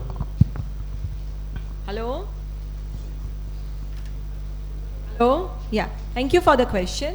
તો પાર્કિન્સન્સ ડિઝીઝ એટલે કે જેમાં બ્રેનમાં સબસ્ટન્શિયા નાયગ્રા નામનો એક પર્ટિક્યુલર એરિયા હોય છે. એ ડોપામિન બનાવતા કોષો હોય છે.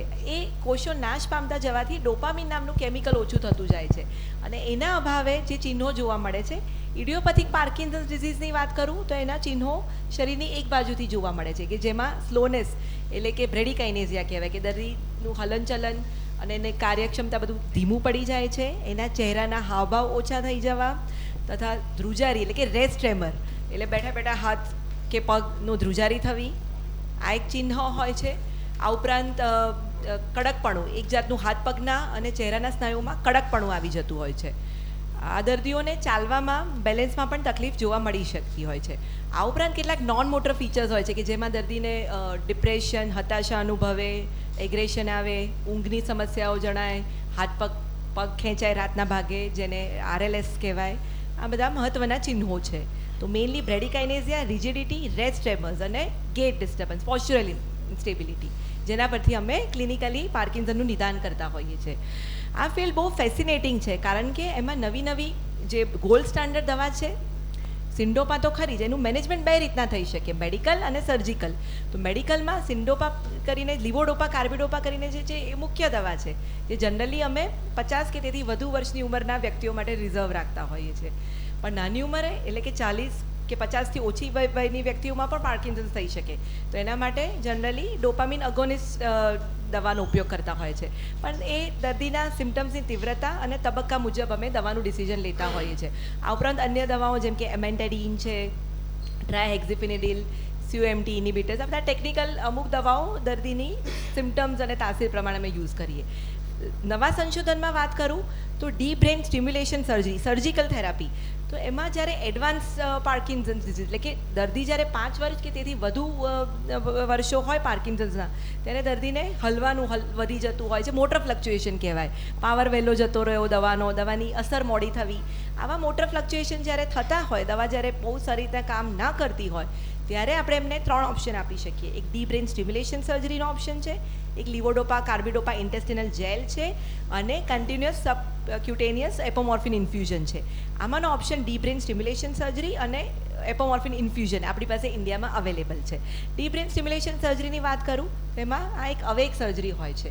શોર્ટમાં કહું તો બ્રેઇનમાં 2 ઇલેક્ટ્રોડ મૂકી પાર્કિન્સનના ચિહ્નો ઊભા કરતા સેન્ટરને હાઇપર સ્ટિમ્યુલેટ કરવામાં આવે છે અને આ ઇલેક્ટ્રોડ એ વાયર મારફતે એક સ્ટિમ્યુલેટર જે છાતીની નીચે બેસાડવામાં આવે છે, જે બેટરી ઓપરેટેડ હોય છે, એની સાથે કનેક્ટ કરવામાં આવે છે અને બેટરી ચાલુ કરતાં તે તરંગોથી ધ્રુજારી, હલનચલન, સ્લોનેસ ને બધા સિમ્ટમ્સમાં ઘણો સુધારો આવે છે.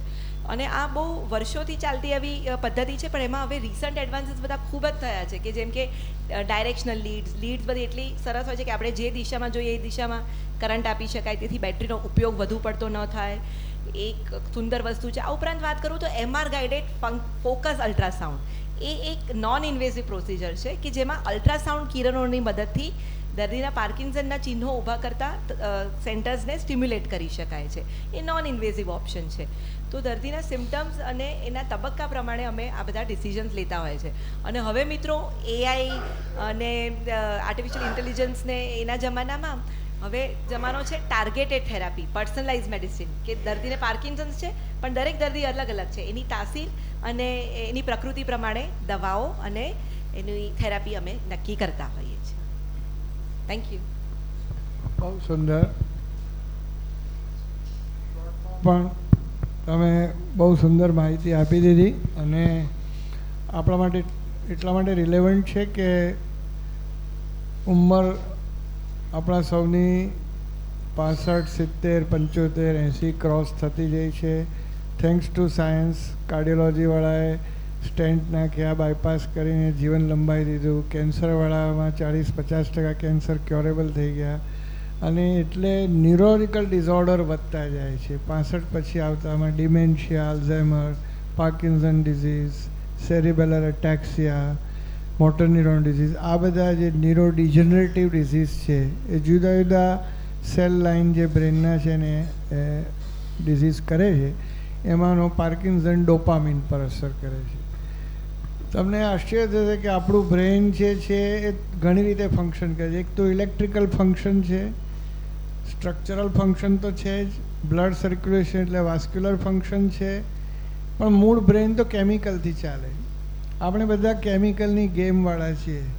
મારા મગજમાં લોભનો વિચાર આવે કે ક્રોધનો વિચાર આવે એટલે મારામાં ડોપામિનની માત્રા અમુક વધી ગઈ, અને કોઈને પ્રેમની પરિભાષા સૂજે અથવા કાવ્ય સૂજે તો એનામાં ઓક્સિટોસિન વધ્યું હોય, કોઈને દયા અથવા કરુણાની ભાવના આવે તો એના મગજમાં અમુક કેમિકલ અમુક વધે. મધરને ચાઇલ્ડનો જે બર્થ થયા પછી જે છે અગેન ઓક્સિટોસિન આવે. માણસને પીસ અને શાંતિ મેડિટેશનમાં આવે તો એન્ડોર્ફિન, એન્સેફેલિન, એન્ડોકેનાબોઇડ્સ આવે. કોઈને મેમરીની વાત હોય તો સિરોટોનિન આવે. એટલે આપણે બધા કેમિકલથી ઓપરેટ થયેલા રોબોટ્સ છીએ, અને આપણે પાછા રોબોટ્સ બનાવીએ છીએ. આપણે એઆઈની વાત કરીએ છીએ પણ આપણે કોકની એઆઈ છીએ. સમજ પડી ને? અને એ કેમિકલ ઉપર ન્યુરોલોજિસ્ટો અને સાયકિયાટ્રિસ્ટો કામ કરે. કોકને એન્ઝાયટી વધારે છે, ભાઈ તારું સિરોટોનિન બગડ્યું છે એટલે એના સિરોટોનિન દવા ખા, તારી એન્ઝાયટી જતી રહેશે. અથવા કોઈને બહુ ગુસ્સો આવે છે તો એનું ડોપામિન બંધ કરવાની દવા આપવાની. અને જેમ બેને કહ્યું કે પાર્કિન્સનમાં ડોપામિન ઘટી ગયું છે તો બહારથી ડોપામિન આપવું. એટલે આખી એવી અદ્ભુત લાઈન છે. Neurology is a most fascinating line, અને એ જ અત્યારનું રિસર્ચનું મેઇન સેન્ટર. કારણ કે કાર્ડિયોલોજીમાં જે કરવાનું હતું બધું મોટાભાગનું શોધાઈ ગયું. ન્યુરોલોજીમાં હજી બ્રેનના 70% એરિયામાં શું ફંક્શન છે અને કેમ ચાલે છે, એનું શું ગતિ છે, હજી સાયન્સને ખબર નથી. એની શોધખોળ ચાલે છે. આ આપની જાણકારી માટે ચાલશે. હવે ભાઈ અપૂર્વને હું પૂછીશ કે તમે વાત તો કરી પણ સારવાર સ્ટ્રોકની તમે કે માહિતી આપો કે આપણે પેશન્ટ હોસ્પિટલમાં આવે ત્યારથી ડિસ્ચાર્જ થાય અને રિહેબ કરીએ, એમાં શોર્ટમાં એ સ્ટ્રોકની સારવાર વિશે માહિતી આપો. સ્ટ્રોકમાં જેમ હમણાં જ આપણે વાત કરીએ એમ બે ટાઈપના સ્ટ્રોક છે, જેમ ઇસ્ચેમિક સ્ટ્રોક અને હેમરેજિક સ્ટ્રોક. ઇસ્ચેમિક સ્ટ્રોક એટલે પેલું જ્યાં ક્લોટ થાય અને નળી બ્લોક થાય અને લોહી ઓછું પહોંચે એનાથી. તો જો 4.5 કલાકની અંદરમાં દર્દી ઇસ્ચેમિક સ્ટ્રોક સાથે હોસ્પિટલમાં પહોંચે છે તો એમાં થ્રોમ્બોલિસિસ જે ઇન્જેક્શન આપવાનું છે, જે લોહી ઓગાળવાનું, એ ઇન્જેક્શન આપીને એનાથી બ્લડનો ફ્લો ફરી પાછો ચાલુ કરી શકાય છે. એક ઓપ્શન છે. પછી જો એનાથી પણ ના ઓપન થાય અને જો લાર્જ વેસલ ઓક્લુઝન હોય, મોટી નળીનો બ્લોકેજ હોય, તો એમાં મિકેનિકલ થ્રોમ્બેક્ટોમીનો પણ એક ઓપ્શન આવે છે કે જેમાં આપણે જેમ એન્જિયોગ્રાફી કરે છે હાર્ટની, એવી રીતે કેથેટર નાખી અને બ્રેઇનની નળીમાં જ્યાં ક્લોટ થયો હોય ત્યાં સુધી પહોંચી અને એમાંથી થ્રોમ્બસને સક્શન કરીને કાઢી દેવામાં આવે, એટલે આખી નળી પાછી ઓપન થઈ જાય અને એનાથી બ્લડ સર્ક્યુલેશન પાછું ચાલુ થઈ જાય. એ એક મિકેનિકલ થ્રોમ્બેક્ટોમીનો પણ ઓપ્શન હોય છે. એટલે જે પણ થ્રોમ્બોલિસિસ, મિકેનિકલ થ્રોમ્બેક્ટોમી આ થઈ જાય એના 24 કલાક પછી હોસ્પિટલમાં જ્યારે દર્દી દાખલ હોય ત્યારે એન્ટીપ્લેટલેટ દવાઓ સ્ટાર્ટ કરવામાં આવે છે. સ્ટેટિન તે જે કોલેસ્ટ્રોલ ઓછું કરવા માટેની દવાઓ સ્ટાર્ટ કરવામાં આવે છે. અને જો હાર્ટની રિલેટેડ હોય જેમ કાર્ડિયોએમ્બોલિક સ્ટ્રોક, તો એમાં એન્ટીકોએગ્યુલેન્ટ નામની દવાઓ પણ સ્ટાર્ટ કરવામાં આવે છે સાથે સાથે. સ્ટ્રોકમાં શરૂઆતના 2 થી 3 દિવસમાં જો મોટો સ્ટ્રોક હોય, ઇસ્ચેમિક સ્ટ્રોક હોય અને હેમરેજિક સ્ટ્રોક હોય તો એમાં 2 થી 3 દિવસમાં સોજો વધવાની શક્યતાઓ વધારે હોય છે. એટલે જ્યારે આપણને પહેલેથી લાગે કે ના મોટો સ્ટ્રોક છે તો એમાં સોજો ઓછો કરવા માટેના ઇન્જેક્શન્સ પણ શરૂઆતથી સ્ટાર્ટ કરવામાં આવે છે. અને જો એનાથી પણ કંટ્રોલ ના થાય અને જો સોજો બહુ વધારે વધે અને અંદર બ્રેઇનમાં દબાણ વધતું હોય તો એમાં સર્જરીનો ઓપ્શન પણ આવે છે કે જે ડીકમ્પ્રેસિવ ક્રેનિએક્ટોમી કહેવામાં આવે છે, જેમાં ખોપડીનું એક સાઈડનો ભાગ થોડો ઓપન કરીને ત્યાંથી બ્રેઇનમાં દબાણ ઓછું કરવામાં આવે કે જેથી વ્યક્તિનું જીવન બચે આગળ. જો બ્રેઇનનું દબાણ ઓછું ના કરવામાં આવે તો આગળ જતાં એ મહત્ત્વના અંગો પર પણ બ્રેઇનના જે મહત્ત્વના જે સેન્ટરો હોય છે કે જ્યાં શ્વાસોશ્વાસની ક્રિયા હોય, જે આપનું સભાનપણું જે રાખતા હોય એ પણ કોમ્પ્રોમાઇઝ થાય અને એના કારણે વ્યક્તિના જીવન પર પણ જોખમ આવતું હોય છે. તો એ અટકાવવા માટે ડીકમ્પ્રેસિવ ક્રેનિએક્ટોમી કરવામાં આવે છે. પછી એક આવે છે કે આપણે રિહેબિલિટેશન, કે રિહેબિલિટેશન એટલે જે ફિઝિયોથેરાપી અને એ બધું એ પણ વિધિન 24 અવર્સમાં જો સ્ટાર્ટ કરવામાં આવે તો એનાથી લાંબા ગાળાની જે અસરો આવતી હોય છે એ પણ આપણે ઓછી કરી શકીએ છીએ. ફિઝિયોથેરાપી 24 કલાક પછી સ્ટાર્ટ કરી શકાય છે. જ્યારે દર્દી હોસ્પિટલમાં દાખલ હોય ત્યારથી જ સ્ટાર્ટ કરી દેવામાં આવે કે એના કારણે જે હાથ પગની મૂવમેન્ટ ઓછી થઈ ગઈ હોય તો એમાં કડકપણું જે ધીરે ધીરે સમય જતાં ડેવલપ થતું હોય એ આપણે જેમ બને એટલું ઓછું કરી શકીએ છીએ. અને જો લાંબા ગાળે પણ જો કડકપણું ડેવલપ થાય તો એને આપણે દવાઓ પણ આપીને એને ઓછું કરી શકીએ છીએ. અને 2 કે 3 મહિના થઈ જાય અને પછી કડકપણું વધારે રહે તો એમાં આપણે બોટોક્સ નામના ઇન્જેક્શન પણ હમણાં આપતા હોઈએ છીએ કે પોસ્ટ સ્ટ્રોક સ્પાસ્ટિસિટી માટે બોટોક્સ એ આપી અને પછી ફિઝિયોથેરાપી કરાવીએ તો એનાથી જે રેન્જ ઓફ મોશન હોય આપણી હાથમાં જે મૂવમેન્ટ થઈ શકવાની જે ઓછી થઈ ગઈ હોય એ પણ આપણે સુધારી શકીએ છીએ. એટલે એના પછી ઘણું વ્યક્તિ પોતાની રીતે કામ પણ કરી શકવાનું શક્યતાઓ વધી શકે છે. જો ફાઇન એક્ટિવિટીમાં તકલીફ પડતી હોય તો એમાં ઓક્યુપેશનલ થેરાપી પણ હેલ્પ કરતી હોય છે. સાથે સાથે જે વ્યક્તિઓને બોલવામાં તકલીફ થતી હોય તો એમાં સ્પીચ થેરાપીને એ બધું પણ સ્ટાર્ટ કરીને આપણે એમને પણ હેલ્પ કરી શકીએ છીએ. હવે ભાઈ શૈલેષભાઈને કહીશ કે એપિલેપ્સી એક માત્ર રોગ છે એવું નથી, એક સામાજિક સમસ્યા છે અને એમાં ઘણા સોશિયલ, રિલિજિયસ, બિલીફના ફેક્ટર્સ છે. બેન દીકરીઓના લગ્નમાં આડે આવે છે, લોકો છુપાવે છે, ઘણી ગેરમાન્યતાઓ પણ છે અને આખો આ રોગ બહુ કોમ્પ્લેક્સ થઈ ગયો છે. એટલે more than pure medical, it's more of a socio economic and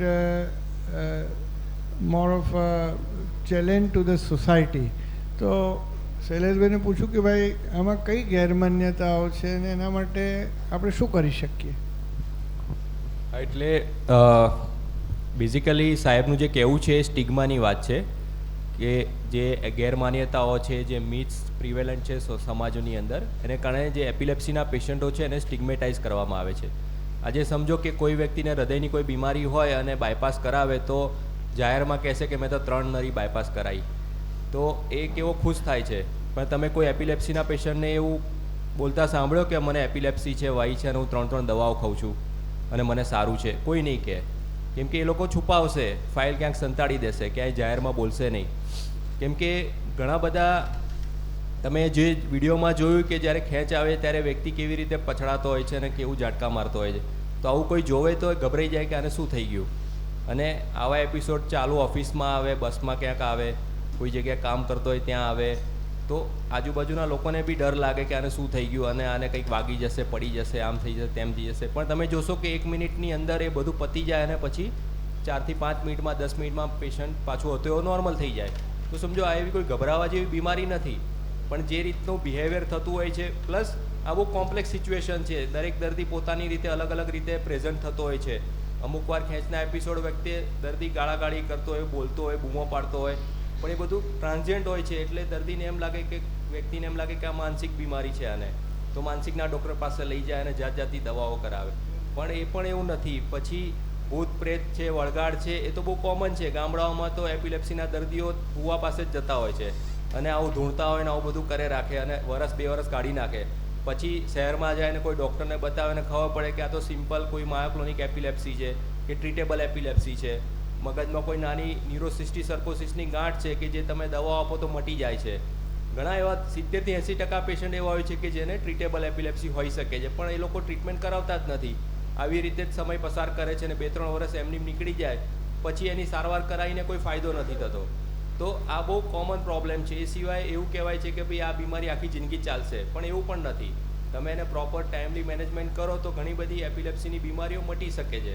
અને જે દવાઓ છે એ નિયમિત લો, અને અત્યારે સાયન્સમાં એટલા એડવાન્સ થયા છે કે દવાઓથી એમાં પૂરેપૂરી સારવાર મળી શકે એવી છે. પણ આ બધી વસ્તુઓ સમજાવી અને કરવી બહુ અઘરી છે. ઘણા એવા પેશન્ટ છે કે જે એપિલેપ્સી સર્જરી કરીને સારા થઈ જાય છે. મારા ઘણા પેશન્ટ એવા છે કે જેમને 3-4 ડ્રગ રેઝિસ્ટન્ટ એપિલેપ્સી થઈ ગઈ, પણ પછી એનું ઓપરેશન કર્યું, જે ડેમેજ ભાગ છે રિમૂવ કરી દીધો, જેમ કે મેઝિયલ ટેમ્પોરલ સ્ક્લેરોસિસ નામની બીમારી. તો એ બધા દર્દીઓ અત્યારે 1 કે 2 ગોળી પર ચાલી રહ્યા છે અથવા તો ગોળીઓ બંધ થઈ ગઈ છે.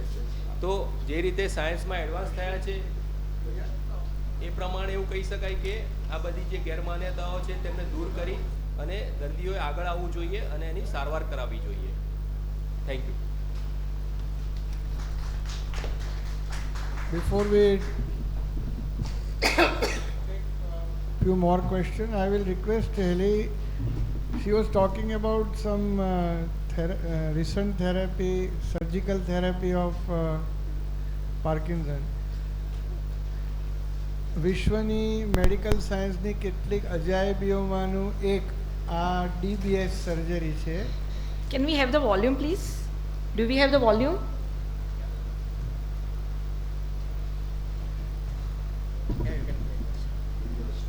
ડીપ બ્રેન સ્ટિમ્યુલેશન જે એમણે વાત કરી ને એ એમણે હમણાં ગયા મહિને એક પેશન્ટ પર હમણાં કર્યું છે છેલ્લું, એની વાત કરશે. 1-1.5 મિનિટનો વિડીયો છે. તમને જોઈને આશ્ચર્ય થશે કે સાયન્સ ક્યાં પહોંચી ગયું છે. So this was an elderly lady, like 59 years old lady, and she was suffering from her Parkinson's disease since last 14 years. અને એમને મેડિકેશન્સ રિલેટેડ ઇશ્યુઝ હતા, એમને હલવાનું થતું હતું, પાવર વહેલો જતો રહેતો હતો, જે the same point that we were discussing. તો ઇટ્સ ઓકે. તો એમને આપણે ડીપ બ્રેન સ્ટિમ્યુલેશન સર્જરીનો ઓપ્શન આપ્યો અને the family I discuss with them and they got agreed. So that was before surgery and this is post DBS surgery after her programming. કારણ કે DBS surgery પછી આપણે સ્ટેપ વાઇઝ પ્રોગ્રામિંગ કરવું પડતું હોય છે. અને આ surgery neurosurgeon, ન્યુરોફિઝિશિયન, V work as a team. હમણાં જ અમે આ સર્જરી સ્ટર્લિંગ હોસ્પિટલમાં કરી. સો આ patient you can see that level of confidence and the way the patient is moving independently. So that is the joy. And the other thing is કે એના medications ખાસા ઘટી ગયા. આમાં we can say almost 60 to 70% improvement આવી શકતું હોય છે. લિવોડોપા ચેલેન્જ નામનો એક ટેસ્ટ કરવો પડતો હોય છે. We need to C the MRI brain as well as we need to assess the cognitive part, એટલે મેમરી કેવી છે. જો આ 3 વસ્તુ સારી હોય તો અમે આ પેશન્ટ અને ઇડિયોપેથિક Parkinson's disease, V cannot take the patients of atypical Parkinsonism or Parkinson plus syndrome. So see this lady, and so that is the level of satisfaction that we get at the end of the day. So that is just to show you the example. Thank you. Coordinator બેન, તમે મને ક્વેશ્ચનનું list આપો. I can ask from here.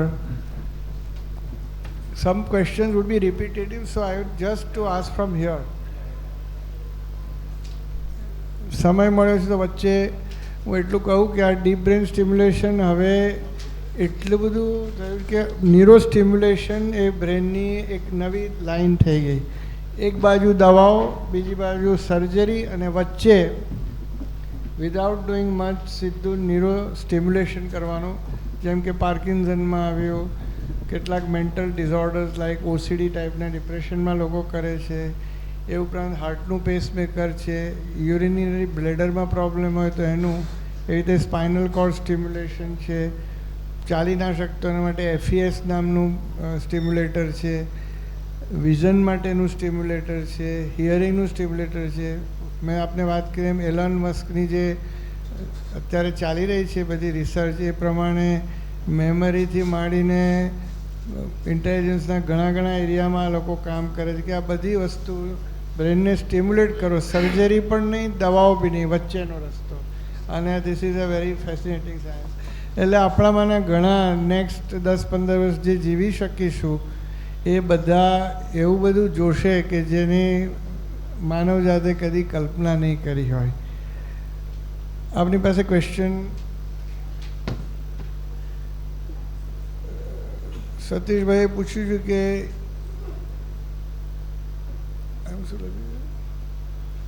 I am not from medical field.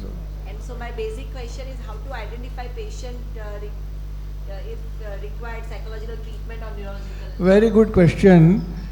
પેશન્ટને psychological disorder છે કે neurological કેવી રીતે નક્કી થાય? તો જો બ્રેનના સિમ્ટમમાં કોમા, એપિલેપ્સી, હેડેક્સ, સ્ટ્રોક, હેમરેજ, આ મેમરીના જે dementia, પાર્કિન્સોનિઝમ, slip disorder, વર્ટાઇગો, vision disorder, એવા ડીમાઇલિનેટિંગ ડિઝોર્ડર, ન્યુરોડિજનરેટિવ ડિઝોર્ડર્સ, એવી રીતે સ્પાઇનલ કોર્ડના રોગ, મસલ્સના રોગ, નર્વ્સના રોગ, માયસ્થેનિયા ગ્રેવિસ, આ બધું બ્રેઇનમાં આવે. બ્રેઇન અને neurological axis, brain, spinal cord, vision, નાનું મગજ, નર્વ, મસલ અને નર્વ મસલનું જંક્શન, દેટ ઇઝ બ્રેઇન. પણ એન્ઝાયટી, ચિંતા, વિચારો, રડવું, ડિપ્રેશન, જીવનમાંથી રસ ઉડી જવો, અથવા સાયકોસિસ એટલે બિહેવિયરલ પ્રોબ્લેમ, ક્રોધ કરવો, મારામારી, ગાળાગાળી કરવી, ઇનએપ્રોપ્રિએટ બિહેવિયર કરવું, આ બધા જે રોગો છે એ સાયકોલોજીમાં આવે. એટલે એની ટ્રીટમેન્ટ જનરલી સાયકિયાટ્રિસ્ટ કરે. ન્યુરોલોજીકલ જે દવા આજે મેઇન રોગો ચર્ચા થયા એ બધા તો ન્યુરોલોજીકલ હતા, એ સિવાય મેં જે તમને વર્ણન કર્યું એ. હવે સવાલ શૈલેષભાઈ માટે છે, ખેંચની દવા ક્યાં સુધી લેવી જોઈએ? 2013થી દવા ચાલુ છે, મગજમાં 7 ક્લોટ હતા અને અત્યારે 1 હજુ છે, તો ક્યારે દૂર થશે? હા, તો આ ટાઈપનું જે મગજમાં ક્લોટ હોય અને એને કારણે ખેંચ થઈ હોય તો આઈ થિંક આ એક સ્કાર એપિલેપ્સી જેવું હોઈ શકે. તો એ તો મટશે નહીં. મીન્સ એપિલેપ્સી તો એવી બીમારી છે કે જે લાઈફ લોંગ રહી શકે, જો ખાસ કરીને આ કારણથી હોય તો. બરાબર? કેમ કે જે દવાઓ છે એ બીમારીને મટાડતી નથી, એ ખાલી એને કાબૂમાં રાખે છે. જે મૂળભૂત કારણ છે એ મગજમાં ક્લોટ હોય અને એની ઇફેક્ટ રહી ગઈ હોય તો એ લાંબો ટાઈમ ચાલી શકે. હા, તમે રેગ્યુલર નિયમિત દવા લો અને પરેજી પાડો અને તો ધીમે ધીમે દવા ઓછી થઈ શકે, પણ એ ઇવેલ્યુએટ કરવું પડે ફર્ધર કે આમાં બીજી કોઈ ટ્રીટમેન્ટ શક્ય છે કે નહીં. જેમ કે કિટોજેનિક ડાયટ છે, અથવા તો જીવનશૈલીમાં કોઈ ફેરફારો કરવા, અથવા ખેંચ કયા કારણથી આવે છે શોધી કાઢીએ તો એ કારણ દૂર કરીએ. આ ટાઈપના સિમ્ટમ્સને એ રીતે રાહત થઈ શકે, પણ લાંબી ચાલી શકે એવું લાગે છે. કેમ કે 2013થી છે તો લાંબી જ ચાલશે એવું લાગે છે. બરાબર? એટલે અનનેસેસરી જાતે દવા બંધ કરવાનું રિસ્ક ના લેવું જોઈએ. બરાબર?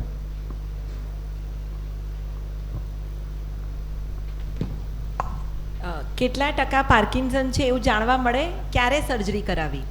તો કેટલા ટકા પાર્કિન્સન્સ છે એવું જાણવાનો બહુ મતલબ નથી હોતો. તમને આમાંના કોઈ પણ ચિહ્નો જણાય તો તમારે એ જ વખતે તમારા ન્યુરોલોજીસ્ટ કે મૂવમેન્ટ ડિસઓર્ડર સ્પેશિયાલિસ્ટનો સંપર્ક કરવો જોઈએ. આમાં સ્ટેજીસ હોય છે, સ્ટેજ 1, 2, મોડિફાઈડ HNY સ્ટેજ. જેમ કે એક જ સાઈડ સિમ્ટમ હોય તો એને સ્ટેજ 1 કહેવાય, બંને સાઈડ હોય તો સ્ટેજ 2 કહેવાય, બેલેન્સ સાથે બંને સાઈડ હોય, બેલેન્સમાં બગડે તો સ્ટેજ 3 કહેવાય. સ્ટેજ 4માં they require support of a stick or walker, અને stage 5 is almost wheelchair bound or bed bound. But surgery બહુ ઇમ્પોર્ટન્ટ ક્વેશ્ચન છે. ક્યારે when to consider a patient for deep brain stimulation surgery? તો એ Parkinson's disease હોવું જોઈએ પહેલું તો. એટિપિકલ પાર્કિન્સોનિઝમ કે પાર્કિન્સન પ્લસ સિન્ડ્રોમમાં ડીપ બ્રેન સ્ટિમ્યુલેશન સર્જરી ન થઈ શકે. એટલે અને એડવાન્સ પાર્કિન્સન્સ પ્રેફરેબલી, અને લીવોડોપાથી રિસ્પોન્સ હોવો જોઈએ. લીવોડોપાથી જેટલો ફાયદો થાય એટલો જ સર્જરી પછી ફાયદો થાય. ફરક એટલો જ કે એમાં જે ફ્લક્ચ્યુએશન આવે, મોટર ફ્લક્ચ્યુએશન્સ, એ ના થાય. એટલે mostly 5 years, minimum 5 years into illness, and then we consider these patients for deep brain stimulation surgery. કોઈ પૂછાયું છે કે લ્યુકોડિસ્ટ્રોફીની સારવારમાં કોઈ નવી શોધ થઈ છે? કેટલીક લ્યુકોડિસ્ટ્રોફીમાં હવે સ્ટેમ સેલ થેરાપી અને જીન થેરાપી ચાલુ થઈ છે. નોટ એક્ઝેક્ટલી એલેક્ઝાન્ડર, પણ એમએલડી અને અમુકમાં યુરોપિયન ટ્રાયલ્સ ઘણી સક્સેસફુલ થઈ છે. એક ઓઇલ છે એ પણ આમાં કામ કરે છે. ઇન્ટરનેટ પર મળે છે લોરેન્ઝો એ, અને એટલે અહીંયા એમેઝોન પરથી મંગાવવું પડે. એટલે એ બધી થેરાપી છે, પણ એનું પ્રોપર જીનેટિક આઈડેન્ટિફિકેશન થવું જોઈએ. અને જે તે કેસમાં આવા લેટેસ્ટ થેરાપીઝ બધી સ્ટેમ સેલ કે જીન થેરાપી એ દરેકમાં નથી લાગુ પડતી, પણ કેસ જોઈને નક્કી કરી શકાય. હવે એનો પ્રશ્ન અપૂર્વભાઈ માટે છે. એક ક્વેશ્ચન છે કે જેમાં પગમાં ખાલી ચડવી, પગમાં ઝંઝણાટી થવી, ચાલવામાં થોડી વારમાં થાકી જવું પણ ધીમે ધીમે ડગલા ભરતા ચાલી શકવું, પગના સ્નાયુમાં બળતરા કદી કદી થવી, આ બધા સિમ્ટમ્સ યુઝ્યુઅલી ન્યુરોજેનિક ક્લાઉડિકેશનના શક્યતા હોઈ શકે વધારે, કે જેમાં સ્પાઇન કોર્ડમાંથી જ્યાં આપણે નસ નીકળતી હોય પગમાંની, એ જ્યાં દબાણ થતું હોય તો એના કારણે થઈ શકે, અથવા પેરિફેરલ ન્યુરોપથીના સિમ્ટમ્સ પણ હોઈ શકે. એટલે એ એક્ઝેક્ટ તો આપણે એક્ઝામિનેશન કરીએ પછી જ ખબર પડે, પણ યુઝ્યુઅલી આ બધા સિમ્ટમ્સ જ્યાં કમરમાં ગાદીના કારણે જે નસ દબાતી હોય એના કારણે પણ થઈ શકતા હોય છે. તો એક પ્રશ્ન છે, ખેંચ આવ્યા બાદ બ્રેઇનના જ્ઞાનતંતુઓમાં કોઈ ડેમેજ થતું હોય છે? જો થતું હોય તો કયા પ્રમાણમાં થાય છે? તો અહીંયા એકચ્યુઅલી આ ઊંધું છે કે મગજના જ્ઞાનતંતુમાં ડેમેજ છે એટલા માટે ખેંચ આવે છે. ખેંચ આવવાથી જે ડેમેજ થાય છે એ અલગ વસ્તુ છે. જનરલી જે ખેંચ છે મેં કીધું એમ ટ્રાન્ઝિયન્ટ ફિનોમિનાન છે, અને એની કોઈ એવી લાંબા ગાળાની કોઈ એવી તકલીફ નથી હોતી. પણ જો ખેંચની દવા ન કરવામાં આવે ને સબ ક્લિનિકલ સીઝર ચાલુ રહેતા હોય પેશન્ટને, તો એના ખાસ કરીને બાળકોમાં એવું જોવા મળે છે કે પુઅર સ્કૂલ પરફોર્મન્સ થતું હોય છે, યાદશક્તિમાં ઘટાડો થતો હોય છે, કોન્સન્ટ્રેશન એમનું ડિસ્ટર્બ થતું હોય છે. અને આવી રીતે ખેંચ ચાલુ રહે તો એની જે રૂટીન એક્ટિવિટીઝ છે એમાં અસર થતી હોય છે, પણ બ્રેનમાં એવું કોઈ ડેમેજ જોવા નથી મળતું. પણ ઓલરેડી જે ડેમેજ બ્રેન છે એમાંથી જ ખેંચ આવે છે, અને એ બ્રેનનો જ એક પ્રોબ્લેમ છે. તો ખેંચના જે બીજા બધા પ્રોબ્લેમ છે એના માટે એની સારવાર કરવી જરૂરી છે. હા, એપિલેપ્સીના કેટલા ટકા કેસીસ જીનેટિક્સથી થાય છે? એક વાક્યમાં જવાબ જોઈએ.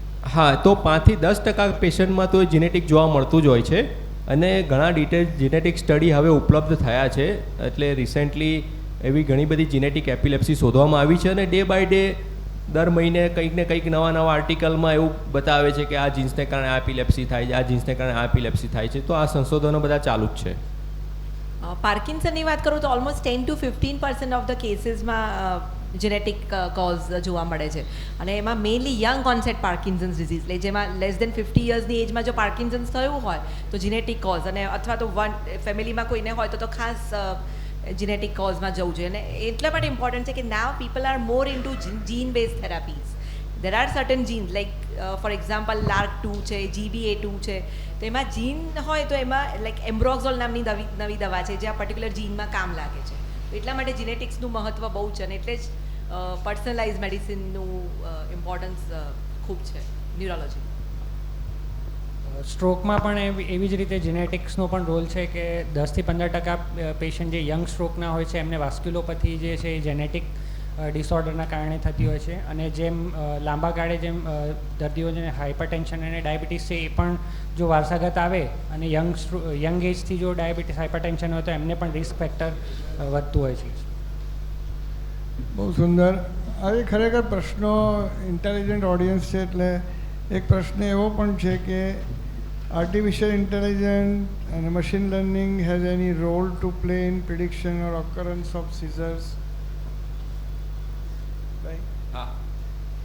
તો આજકાલ મીન્સ કે લાઈક એપિલેપ્સી ડિટેક્શન જે છે એ બહુ ઝડપથી થાય, તો એ ટાઈપની ડિવાઇસનું સંશોધન થઈ રહ્યું છે કે બ્રેઇનની અંદર ચીપ મૂકી અને એપિલેપ્સીને તમે એડવાન્સમાં ડિટેક્ટ કરી શકો જે મગજના ચેન્જીસ થતા હોય છે.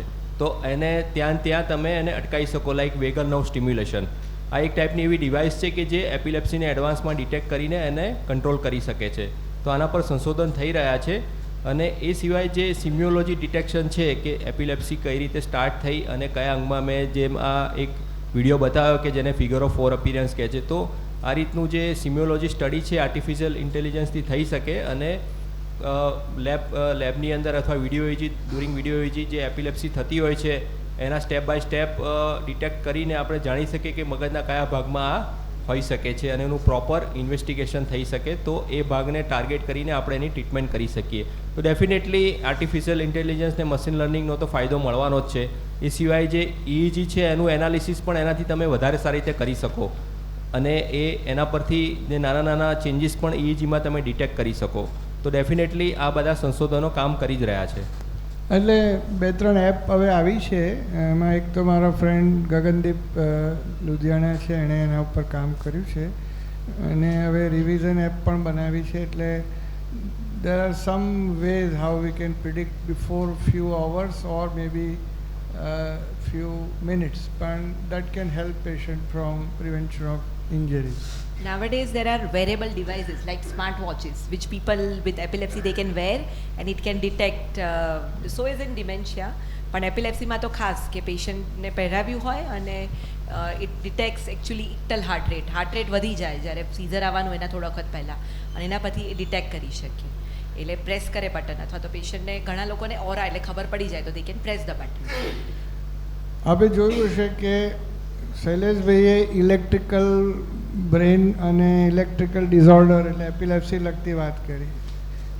પાર્કિન્સન, ડિમેન્શિયા બધા પાર્કિન્સન ડોપામીન અને ડિમેન્શિયા એસિટાઇલ કોલિનને લગતું, એટલે આ કેમિકલ બ્રેન વિશેની વાત એલીબેને ખાસ કરી. અમને વાસ્ક્યુલર અને સ્ટ્રક્ચરલ બ્રેન વિશે વાત કરી કે બ્લડ સર્ક્યુલેટ, એટલે બ્રેનના ફંક્શન કેટલા બધા અદ્ભુત છે. એની સારવાર પણ તમે જોયું હશે કે સાયન્ટિસ્ટોએ કેવી શોધી. એક બાજુ આપણે જીનેટિક્સથી અમુક રોગો ક્યોર કે જીનેટિક એન્જિનિયરિંગ કહેવાય, જીન મેનિપ્યુલેશન કહેવાય, બધી ટેકનિક્સ છે. એવી રીતે સ્ટેમ સેલની ટેકનિક છે. બીજી બાજુ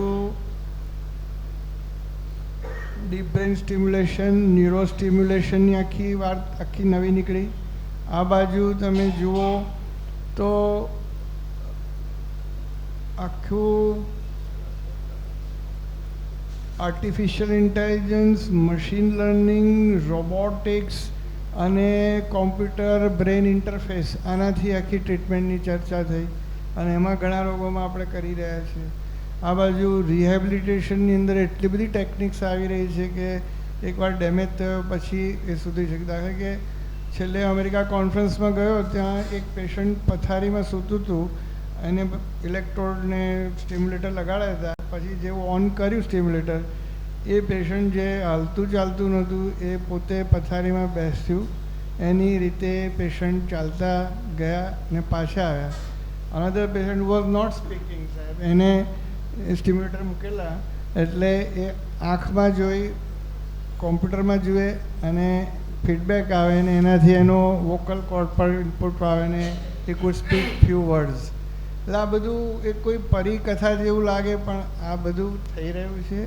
એ ઉપરાંત પણ એટલી બધી નવી નવી વસ્તુઓ છે કે સેલ ટ્રાન્સપ્લાન્ટેશન અને આખા નવા કોષો અંદર પોતાના બ્રેનમાં જે નાખવા, એ એટલે નેનો ટેકનોલોજી, અનેક રીતે આપણે બ્રેનને મોડ્યુલેટ કરી શકીએ છીએ. અને આ બાજુ કેમિકલ ઇન્સ્ટિલેશન ઇન ધ બ્રેન વગેરે વગેરે.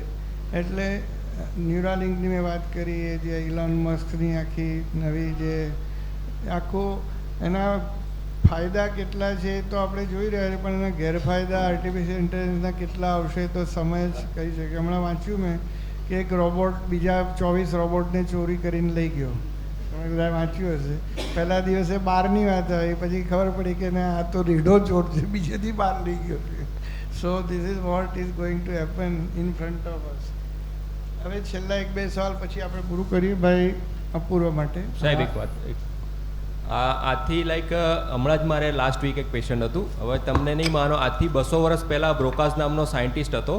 કે જે ફ્રાન્સનો હતો અને એણે બ્રોકાઝ એફેઝિયા નામની બીમારી શોધી હતી કે જેની અંદર માણસનું બોલવાનું બંધ થઈ જાય, સ્ટ્રોક આવે. અપૂર્વ સરે જે કીધું સ્ટ્રોક આવે એને કારણે પર્ટિક્યુલર મગજનો એક એરિયા છે ફ્રન્ટલ લોબનો, બ્રોડમેન એરિયા 44-45, આ બંધ થઈ જાય કામ કરતો એટલે પેશન્ટ બોલી ના શકે. એના ખાલી લક્ષણો એ જ હોય કે સરખું બોલી ના શકે, એનો અવાજ જ જતો રહે, આ ઈ એવું બોલે. આવું એક દર્દી મારી પાસે આવ્યું. હવે તમે નહીં માનો, ખાલી એક ઇન્જેક્શનનો કોર્સ કરાયો મેં, એ પેશન્ટને સ્ટ્રોકની ટ્રીટમેન્ટ બધી થઈ ગઈ હતી, પણ આ લેટેસ્ટ ઇન્જેક્શન છે કે જે મેં આપ્યા એને 5 દિવસનો કોર્સ હતો અને એ પછી પેશન્ટ પાછું ફોલોઅપમાં આવ્યું 10 દિવસ પછી પેશન્ટને બોલવાનું ચાલુ થઈ ગયું. તો એનું જે આખું પ્રોબ્લેમ હતો એ સોર્ટ આઉટ થઈ ગયો. તો સમો અદ્ભુત રિકવરી આવી, કેમ કે આ બધી ટ્રીટમેન્ટ હવે અવેલેબલ છે. આપણને ખબર નથી હોતી કે આવું બધું સારવાર અત્યારે આવી ગઈ છે. એટલે જે કહેવાય ને કે ટાર્ગેટેડ થેરાપી, કે જે પર્ટિક્યુલર બ્રેઇનનો એરિયા ડેમેજ છે એને કેવી રીતે રિકવર કરવો. તો સમજો કે 200 વર્ષ જૂની આ જે સમસ્યા હતી એ હવે ધીમે ધીમે સોલ્વ થઈ રહી છે. તો આ રીતે તમે એ રીતે ન્યુરોમાયલાઇટિસ ઓપ્ટિકા નામની બીમારી છે કે જે ડેવિક નામના સાયન્ટિસ્ટે 1885માં શોધેલી હતી. તો 2011 પછી ખબર પડી કે આ કોઈ એન્ટીબોડીને કારણે થાય છે. તો એ રીતે જોવા જઈએ તો ન્યુરોલોજીમાં સાહેબે કીધું એમ ઘણા બધા નવા સંશોધનો થઈ રહ્યા છે અને targeted therapy, antibody related therapy, અત્યારે એપિલેપ્સીમાં ઘણા બધા એન્ટીબોડી શોધાયા છે, માયોપથીમાં એન્ટીબોડી શોધાયા છે. આ બધી ઓટોઇમ્યુન ડિસીઝ છે કે જે ટ્રીટેબલ છે અને એની સારવાર કરી શકાય એવી છે. તો આ બધું સમજવું જોઈએ. છેલ્લો પ્રશ્ન લઈએ. આ એક ક્વેશ્ચન છે કે બ્રેઇન ઇન્જરી બાદ સ્પાસ્ટિસિટી ટાઇટનેસમાં શું ફરક છે, તેમનો ઇલાજ, દવા વિશે વગેરે માટે. બ્રેઇન ઇન્જરી એટલે કયા એરિયામાં છે એ પ્રમાણે મોસ્ટલી થાય છે. સ્પાસ્ટિસિટી મેઇનલી ટાઇટનેસ એટલે પેશન્ટને ફીલ થાય. જે પેશન્ટને સ્પાસ્ટિસિટી હોય એમને હાથ હલાવવામાં જ્યારે મૂવમેન્ટમાં ફીલનેસ થાય કે એ ટાઈટ છે એવું લાગે. અને જો ઇન્જરી બેઝલ ગેંગ્લિયામાં હોય તો એમાં એ વખતે રિજિડિટી આવે છે. પણ સ્પાસ્ટિસિટીની ટ્રીટમેન્ટમાં મેઇનલી ફિઝિયોથેરાપી જેટલી બને એટલી જલ્દી સ્ટાર્ટ કરવી. એમાં દવાઓ પણ આવે છે કે જે સ્પાસ્ટિસિટી ઓછી કરે છે, એ પણ આપણે જોડે જોડે સ્ટાર્ટ કરીએ છીએ. અને જો એનાથી બહુ જોઈએ એટલો ફરક ના પડે તો એમાં બોટોક્સના ઇન્જેક્શન આપીને પણ આપણે સ્પાસ્ટિસિટીને ઓછી કરી શકીએ છીએ અને પછી એનાથી ફિઝિયોથેરાપી ઘણી સારી રીતે કરી શકીએ. પછી આપ. તો મિત્રો, આપણે ઘણી બધી ચર્ચા કરી, પણ મારો કન્ક્લુડિંગ મેસેજ એ છે કે બ્રેન ઘણી રીતે ડિસ્ટર્બ થઈ શકે. આ બધા ઘણા રોગોની ચર્ચા થઈ, પણ બ્રેનને પ્રોટેક્ટ પણ કરવાની ઘણી મિકેનિઝમ છે. તમે શું ખાવું એની ચર્ચા થઈ, શું ન ખાવું એની ચર્ચા થઈ, તમને આપવામાં પણ આવ્યું છે. બ્રેન બહુ સેન્સિટિવ ઓર્ગન છે. લીવર, કિડની, પેન્ક્રિયાસ, સોડિયમ, હાર્ટ, ક્યાંય બી ગડબડ થાય તો પહેલાં બ્રેન ડાઉન થઈ જાય, અને વધારે થાય તો કોમામાં જતું રહે. પેલું ઓર્ગન સુધરે તો બ્રેન પાછું બહાર આવી જાય. એટલે દરેક ઓર્ગનની રક્ષા કરવી જોઈએ. સાથે હેલ્મેટ પહેરવી જોઈએ, ટ્રોમા ના થાય એનું બ્રેનનું ખાસ ધ્યાન રાખવું જોઈએ. Regular breathing exercise, regular general exercise, aerobic exercise, weight lifting, ખાસ કરીને યોગ, પ્રાણાયામ, રિલેક્સેશન ટેકનિક્સ બહુ જ જરૂરી છે. આપણે બ્રેનને એટલી બધી તકલીફ આપીએ છીએ આટલા સુંદર ઓર્ગનને જાળવણી કરવા બદલે. જેમ આપણી પાસે સોનું કે કોઈ સારું ઘરેણું હોય તો કેવું જાળવીને લોકરમાં મૂકીએ, એને બદલે આપણે બ્રેનને મલ્ટિપલ રીતે હેરાન કરીએ છીએ. ગમે તેવું જંક ફૂડ ખાઈએ છીએ, કસરત કરતા નથી, બેઠાડું જીવન પર બીડું, સિગરેટ, એક બીડું પીએ એટલે 5 મિનિટ આયુષ્ય કટ થઈ જાય. અને 10 મિલીમીટર બ્લડ પ્રેશર વધારે હોય તો આપણા સ્ટ્રોક આવવાના કે હાર્ટ એટેક આવવાના ચાન્સ 12 થી 14% વધી જાય. એને બદલે નોર્મલ બ્લડ પ્રેશર રાખવું, ડાયાબિટીસ કંટ્રોલ કરવું, કોલેસ્ટ્રોલ રેગ્યુલર ચેક કરીને કંટ્રોલ કરવું. વોટ્સએપ, ઇન્સ્ટાગ્રામ, ફેસબુક અને ન જાણે ટ્વિટરથી મને કેટલી જગ્યાઓમાં જેમાં આપણને ખરેખર કશું કામનું મળતું નથી, એની અંદર આખી રોજના 3 થી 6 કલાક યુવાનો અને વૃદ્ધો બધા બગાડે. એને બદલે મ્યુઝિક કરો, ડાન્સ કરો, મિત્રોને મળો, સરસ લખો, વાંચો. આવું બધું કરવાને બદલે આપણે ઊંધું બ્રેનનું વાયરિંગ કર્યું છે. એટલે પછી બ્રેન આવ્યા રોગો, જે કેટલા વિચિત્ર રોગો તમે સાંભળ્યા, એમાં હેરાન થાય જ ને. એટલે આપણે જાતને સેવ કરવી જોઈએ. અને સાથે એને બદલે ન્યુરોબિક્સ કરો, આડા ઊભી ચાવીઓ ભરો, તમે સુંદર પઝલ્સ કરો. અને મિત્રો સાથે, ફેમિલી સાથે સરસ સમય ગાળો, સર્વ મિત્ર બનો. તમને આશ્ચર્ય થશે કે સાયન્સ હવે એવું કબૂલ કરે છે કે આપણા શાસ્ત્રોમાં કહેલું એમ કામ, ક્રોધ, લોભ, મોહ એ જેમ આત્માને નુકસાન કરે છે એમ શરીરને અને મનને નુકસાન કરે છે. એક એક વૃત્તિ આપણા શરીરના એક એક કોષને નુકસાન કરે છે. એક ક્રોધ આવે એટલે એ કોઈ એક સામાન્ય વસ્તુ નથી, એ બીમારી તમારું blood pressure, heart, kidney, liver, immunity બધાને ડેમેજ કરે. એટલે મિત્રો આપણે બધા સાથે સારી રીતે વર્તવું જોઈએ, બધાનું ભલું કરવાની ભાવના રાખવી જોઈએ. ખાસ તો મારા મિત્રો, તો મારા સ્ટુડન્ટ જ છે, પણ શનિવારની સાંજે એમના ફેમિલી જોડે પિક્ચર જોવાને બદલે આપણા સૌ માટે એમને જોરદાર તાલીઓ આપો. અને જે કંઈ પણ આજે શીખ્યા સમજ્યા એ સ્પ્રેડ કરો. જે કંઈ બુક્સ જોઈતી અમે તમારા માટે ફ્રી લાવ્યા છે લઈ જાઓ. એએમએનો ખૂબ ખૂબ ફરીથી આભાર માનું છું. એએમએ માટે જોરદાર તાલીઓ. આ વર્ષનો આ 3જો પ્રોગ્રામ એએમએ કર્યો છે. ઇન્ટાસ લેબોરેટરી તરફથી દીપેશ અને જગરૂપભાઈ એમ સૌનો આભાર માનું છું. હિતેશભાઈ હાજર છે, એમને પણ હું ખાસ થેન્ક્સ કહું છું. અને સ્ટર્લિંગ હોસ્પિટલ તરફથી ભાઈ રાજીવ આવ્યા છે, એ બધાનો આભાર. આપ સૌનો ફરીને આભાર. Thank you very much.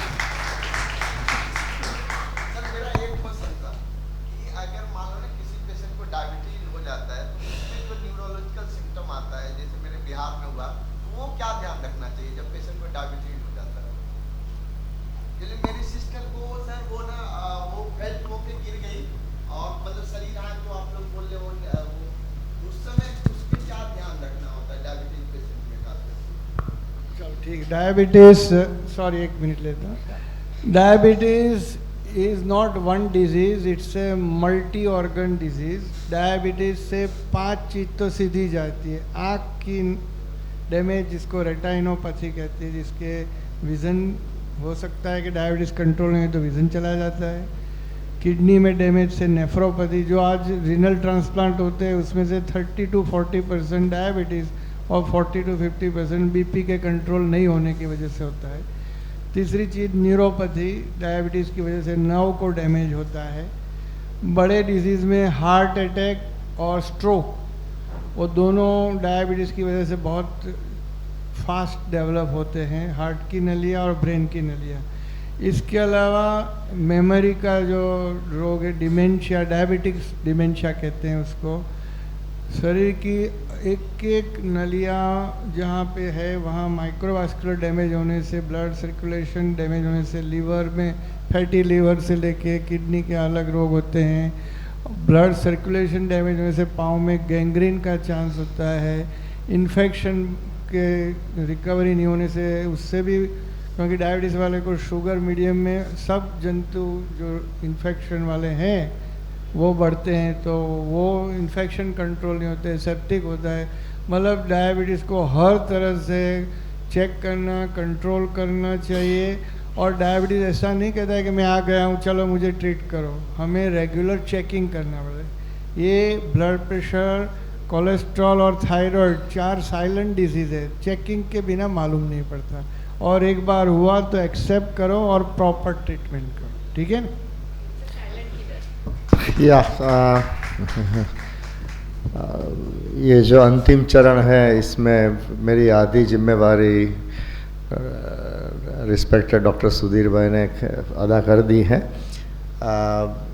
पिछले 90 मिनट्स में पार्किंसन, स्ट्रोक्स, डिमेंशिया, एपिलेप्सी के बारे में हमने विस्तृत जानकारी मिली. ये जो डिसीज़ है ये तो ये मिस्टिक साइंस जैसा लगता है, न्यूरोलॉजी, जिसमें 100 बिलियन सेल्स है और एक विचार आता है तो 100 billions of transactions, electrochemical transaction takes place और 100 ट्रिलियन न्यूरॉन्स एक्टिव हो जाते हैं. तो ये जो गूढ़ विज्ञान है उसको टेक्नोलॉजिकली भी अभी काफ़ी एडवांसमेंट प्रोग्रेस हुआ है. तो आर्टिफिशियल इंटेलिजेंस की भी बात की और डॉक्टर साहब ने ये भी बताया कि हम भी इलेक्ट्रोकेमिकल रोबोट ही है. तो ये रोबोट बनाता है. तो घर पे जाके एक ही लास्ट में विनंती है, आपकी बीवी को ये मत कहना कि तुम इलेक्ट्रोकेमिकल रोबोट हो. yeah, safely. Baki, we have enjoyed this, and all credit goes to the panel of doctors. We are grateful to Dr. Sudhir Bhai for planning and arranging this panel discussions. Also to Apurva Bhai, Sailesh Bhai, and Harry Ben for their time, valuable time that they have spent with us, and detailed information that they have given us. Right?